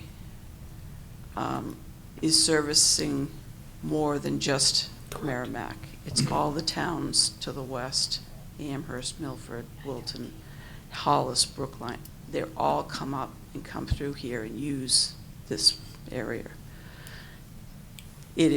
I also travel this area. I go different routes every day. I go do different routes. And there are more backups here. This project, I would like to see this project continue. Even in the reduced scope, we get a lot of benefit from this project, even though it's in 2 parts now. And yes, we need to push for DW Highway and the Route 12. We also have the FV Everett coming up in a few years. And that's 2 bridges that's going to be involved in this town. Plus, we have the Wire Road intersection and the bridge at Pinenberg. So that's also coming. And hopefully they don't hit all in the same year, because that could be rather interesting. Yeah. But Don, it just leads me back to the traffic lights. There's so many of them. I get, yes. But if you hit them right, you can go right through. Okay, you're right. Yeah, good luck You with can. that. But I really feel that this, especially this Craftsman Lane one, will be a big benefit, and it does help us in the MS4. That was mine. The Craftsman Lane intersection helps us a lot? Yes. Yes, because if you look, those little blue areas in there, those are all treating the water that's coming from the roads. So that will help our MS4. That's exactly correct. Okay. Barbara, you had questions? Yeah, I kind of was going with Peter, but I'll let you have the MS4, Don. Because obviously the time, based on the time from the original to the modified plan, the timings for the traffic isn't significantly improved on the modified. A little bit here and there, definitely not in the morning. And so my question really is when you start this work, are you doing both sites at the same time? Or is one going to be done and then the other? Like both, like this part. And Continental. We can usually we leave timing up to the contractor.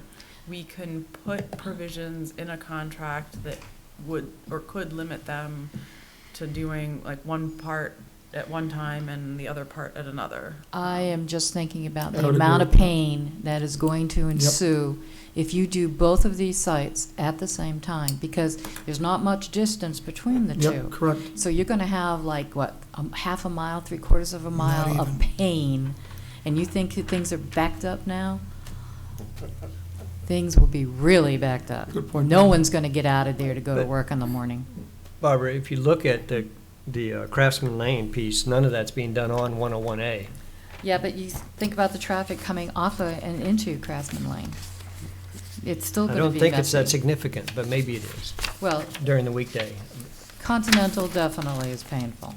Well, yeah, But I think you're gonna no find matter that what you do with that. the people this- going in that, happen to go off that way, it will be painful for them. Anyways, if you could just, to minimize the pain, sure. Thanks.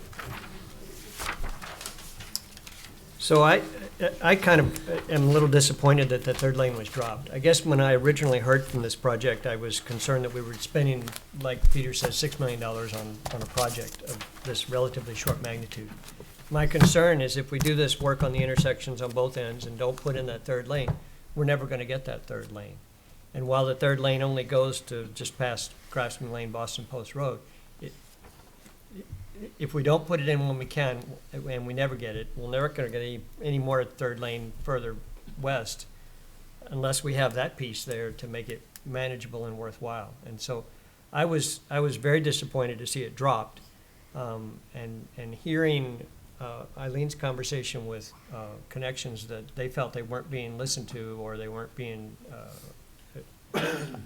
it seems like I'm hearing two different stories, that you've met with quote-unquote Connections 2 or 3 times, and yet the response we're getting through other channels is that you're not even talking to them. So I would urge that we find out what it is they do have to offer and see if it is workable.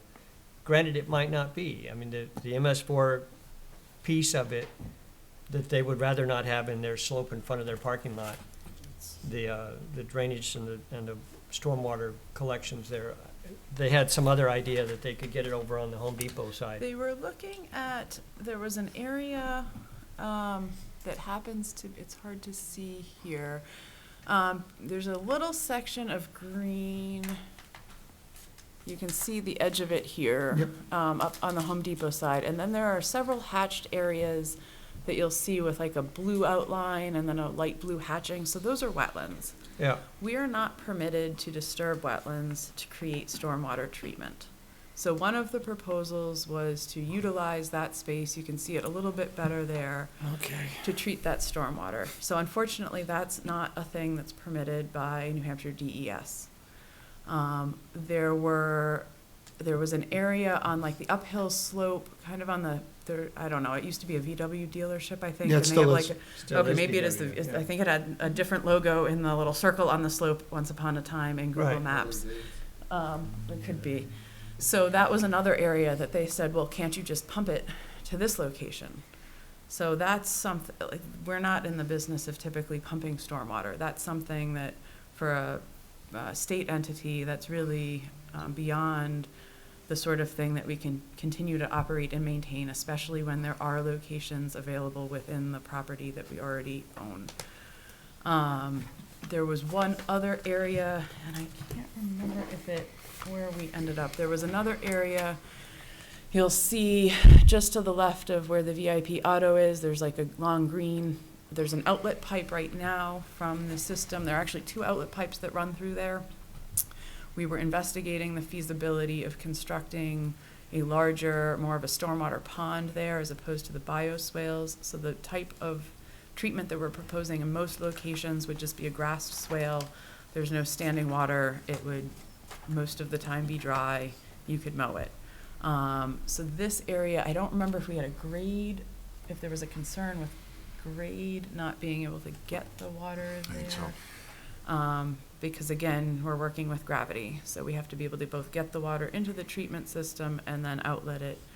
And I think we were into those outlet pipes that are like really the only place in this project that give us a point to outlet. Correct, and you've got multiple easements through there. between private entities, I think so there's an access easement in that area. So the land, you don't own that property. Yeah. So there was right-of-way issues in addition to, you've got a 42-inch that's carrying kind of that wet area, everything coming down from Home Depot and everything on that side of the existing 101A is outletting through that. There's a smaller pipe running parallel with it, kind of pulling down from behind VIP as well.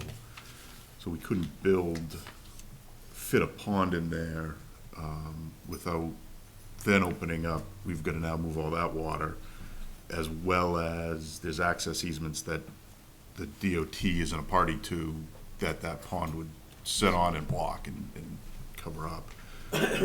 So.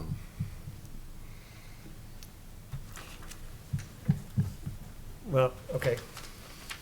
I don't know how people want to proceed. Like I said, and maybe it's 100% true, there's no way we're going to get a third lane in there if we don't put it in when we have a chance here. And I agree the intersection changes will in fact improve the flow through Continental intersection. Just having that third lane there is going to help people get across that intersection. I don't know that if it improves the sight distances and whatnot. I know sometimes coming out from that drive at St. John Newman and PC connection, or connections, can be very difficult just because you can't see traffic coming around that curve. Maybe that'll improve with this third lane that you would add. There was a terrible accident there a while back that hopefully we're trying to mitigate future efforts. Anybody else have any other comments? Just a follow-up comment. Kyle Fox is a member of TTAC. What does TTAC stand for again? Transportation Technical Advisory Committee. Transportation Technical Advisory Committee. Thank you, Greg. And the TTAC had met a couple of days ago regarding the amendment to DOT, and they submitted a letter to the DOT, kind of twofold. One, expressing opposition to the change, but approving the change, knowing full well that that the modified version was still a necessity to this particular area as to meet the specific transportation needs in this particular area. So while I think like you and like me, they shared a strong level of disappointment that this amendment was coming from DOT as it related to removing that additional third lane. So I would think any chance, not to be redundant, but I think any chance to go back and talk to Connection, I think, because I certainly can appreciate the impact locally, but the regional perspective alone, especially being a member of the National Regional Planning Commission, okay, and I don't want to sound patronizing, that is a key artery for folks coming from the west to get to the turnpike and to get into Nashua and to go north or south. So I would think anything that you can do to get Connection back at the table to hammer something out would be beneficial to a lot of parties. I would encourage you to do that.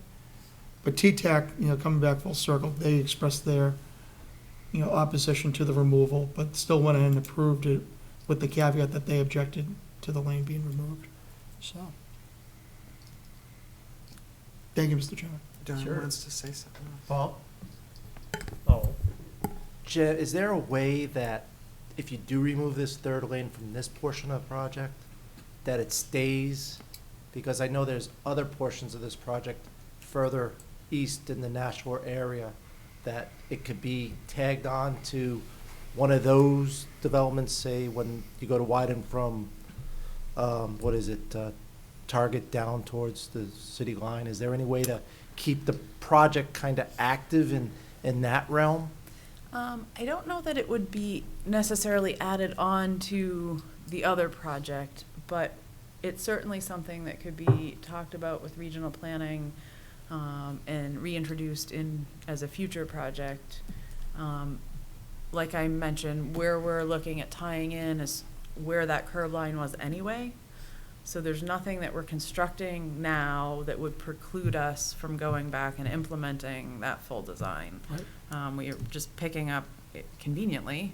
There was a spot where we tied in very nicely. So we could come back in the future to construct it without impacting what's being proposed right now. But I think most likely we would introduce it as its own project through the regional planning process. Don had something she wanted Don, to did you want to add anything to this discussion? Or who's the other guy? That's Greg Santos, Greg. he's with the NRPC. Go ahead. You want to say anything? And actually, that motion was my motion at the TTAC meeting, going through. It was a good motion, Don, thank you. So we are displeased with losing the third lane, because it is one of the region's #1 concern. This road is the region's #1 concern. And to take part of it away, it was really disheartening. But, you know, we also looked at it, we'd like to see something versus nothing. And like they said, we did discuss tacking this third lane onto the Nashua section that's going to be coming up shortly also, and that just wasn't a viable option. And I'm not sure about the timing as far as whether they can change these plans at this point and still meet the time frame that we're trying to work under, or they're trying to work under. So I'm not sure changing the plans at this point.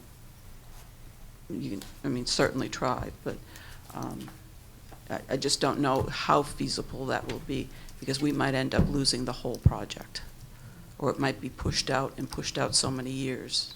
And like I said, this is #1 in the region. So that's all I have. Thank you.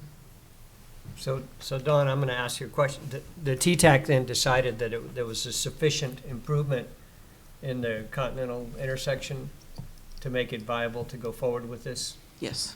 At this point? Yes, the whole room, I believe everybody was in favor. Well, Yep. because as you said, they wanted to at least make sure we got the partial. You wanted to get something as We wanted opposed to just- nothing. And we also have, you see, if the amendment were defeated by the MPO, and the TTAC is merely advisory to the full MPO, which was our executive committee this month, but the amendment included the CMAQ projects that have been approved, so we actually would have lost them for now. We did not approve that amendment. But, so we did it under duress. We don't endorse There was possibly a lot riding on that.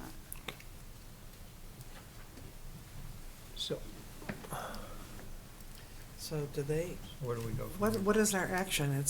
It doesn't, do we have to do a There's motion? no action, this is just, it's just information. informational. It's informational. It was just information. When I found out about this in January, it was like, oh my word. And I asked DOT to come here to be able to I explain it understand. to you, Very so that good, you thank heard you. it But I- firsthand from her. But we've been able to have the opportunity to express our concerns. Correct. And suggestions. Okay. And so whether we take a unified stance on our concerns or whether we just all have different opinions, I guess is where we go from here.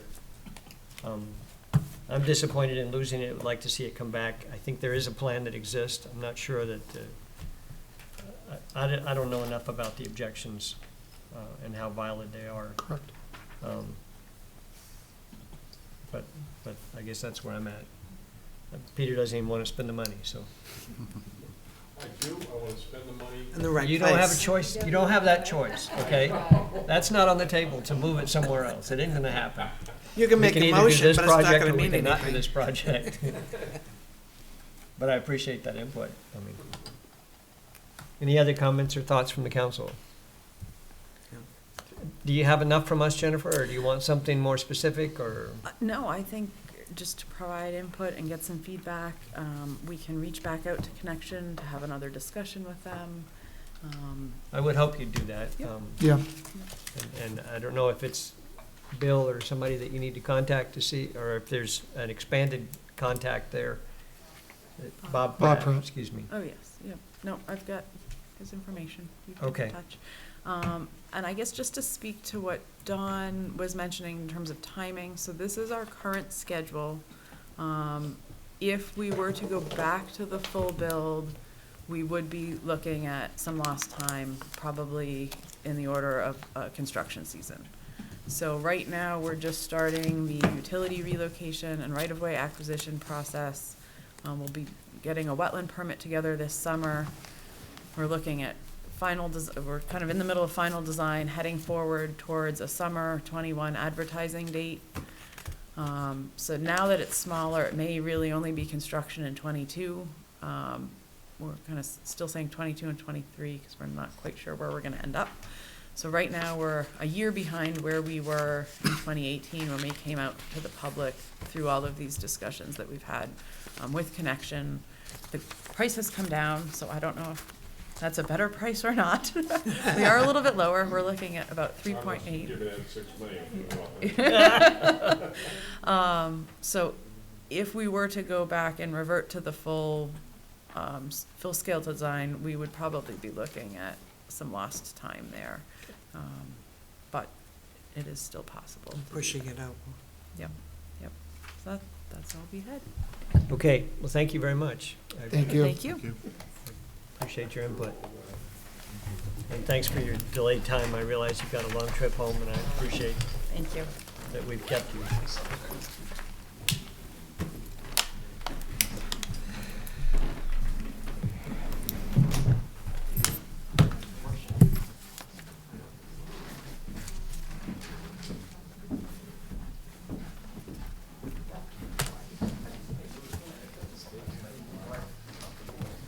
Okay, moving into new business, number one.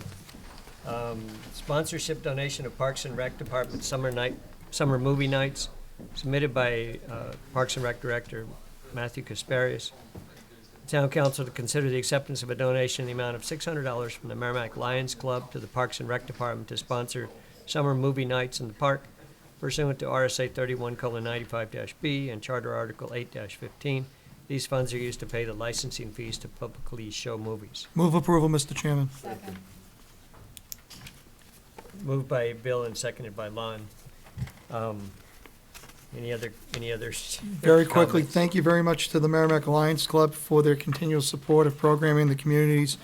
One of the movies will be Star Wars: The Rise of Skywalker, and the other one will be Toy Story 4. And I commend them for their choices. So thanks again to the Lions Club. By the way.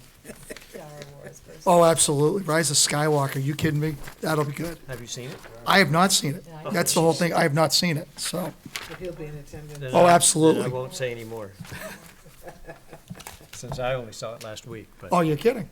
No. Did you like it? Yeah. Good. We'll talk about it later. Okay, any other comments? Seeing none, we'll call the question. All those in favor of accepting the donation from the Merrimack Lions Club, signify by saying aye. Aye. Aye. Any opposed or abstaining? That passes 600, excuse me. The 2020 deliberative session, coming up soon in a town near you. The next agenda item to the town council to discuss the details and motions of the upcoming 2020 deliberative session. On March, when is it? 11th. 11th. Oh, God. March 11th is the deliberative session of the town council. We have 6 articles on our warrant that we need to move. Do we have another one on there, the petition warrant article? Or? Usually on a petition warrant article, the petitioner or somebody from the audience will move that unless one of the councilors want to, but usually it's the petitioner Right, that will move okay. that article to speak to Okay. it. So as listed here, there's 6 articles. The wastewater treatment fund bond, does somebody want to plan to make that motion? I'd be happy to. Nancy? Unless anybody wants to fight her over it. We'll do arm wrestling in the corner. Does somebody want to second that one? Sure. Peter? The operating budget, I think the chair normally does that, so I'm going to do that.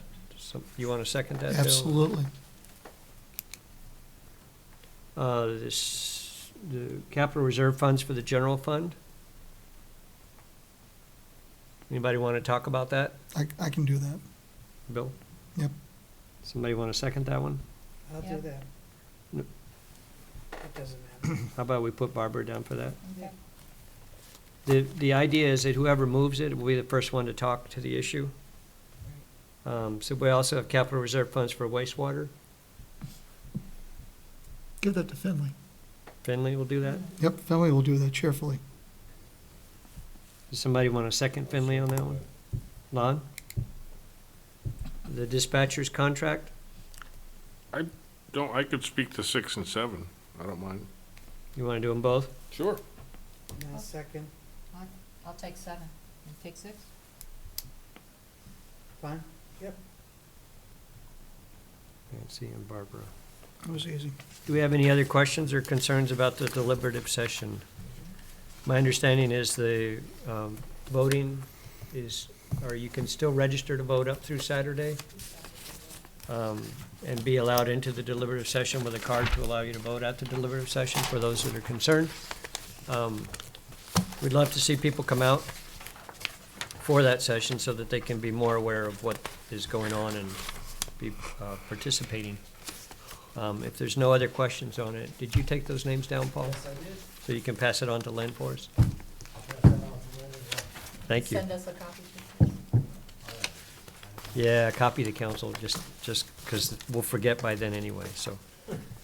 That brings, Some people will. well, okay, maybe I'm speaking for myself. But that covers our new business. That brings us to minutes. We have a whole lot of minutes because we tabled them all last meeting. Mr. Chairman, I move the town council meeting minutes of Wednesday, January 15th, 2020 is presented. Second. Moved by Bill and seconded by Barbara. Any changes? You said as presented, but did you have any changes? No, I Anybody didn't. have any changes to the meeting minutes? Nope.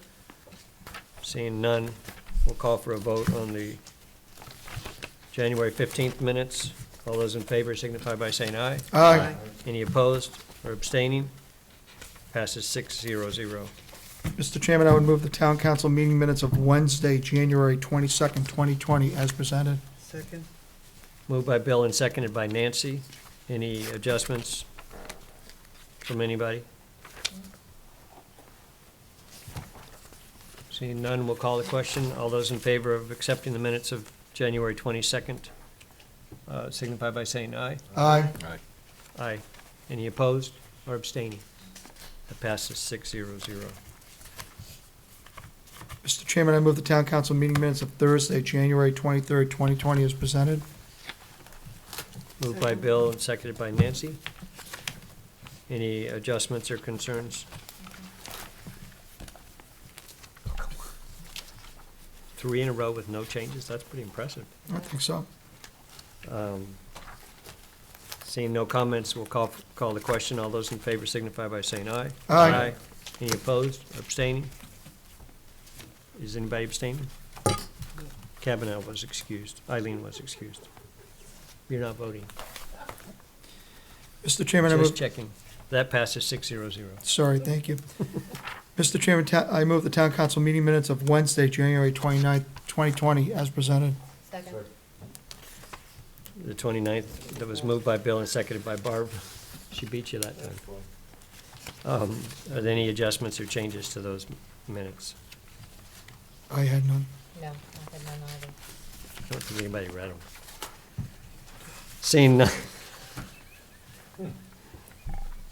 Seeing none, I'll call the question. All those in favor signify by saying aye. Aye. Aye. Any opposed?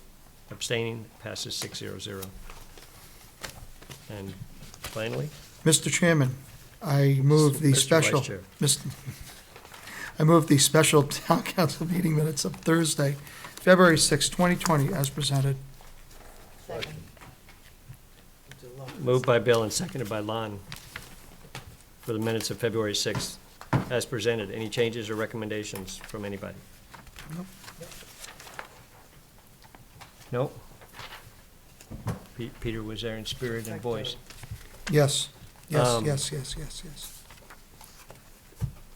Seeing no further comments, all those in favor signify by saying aye. Aye. Any opposed? Any abstaining? That passes 6-0-0. Comments from the press? Comments from the public? Comments from the council?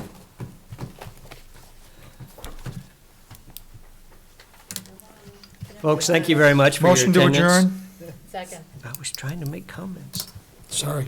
So motion to adjourn, and seconded by Barb. All those in favor signify by saying aye. Aye. Aye. Now my elbows. We're out. Yeah, Are those yours? Sorry.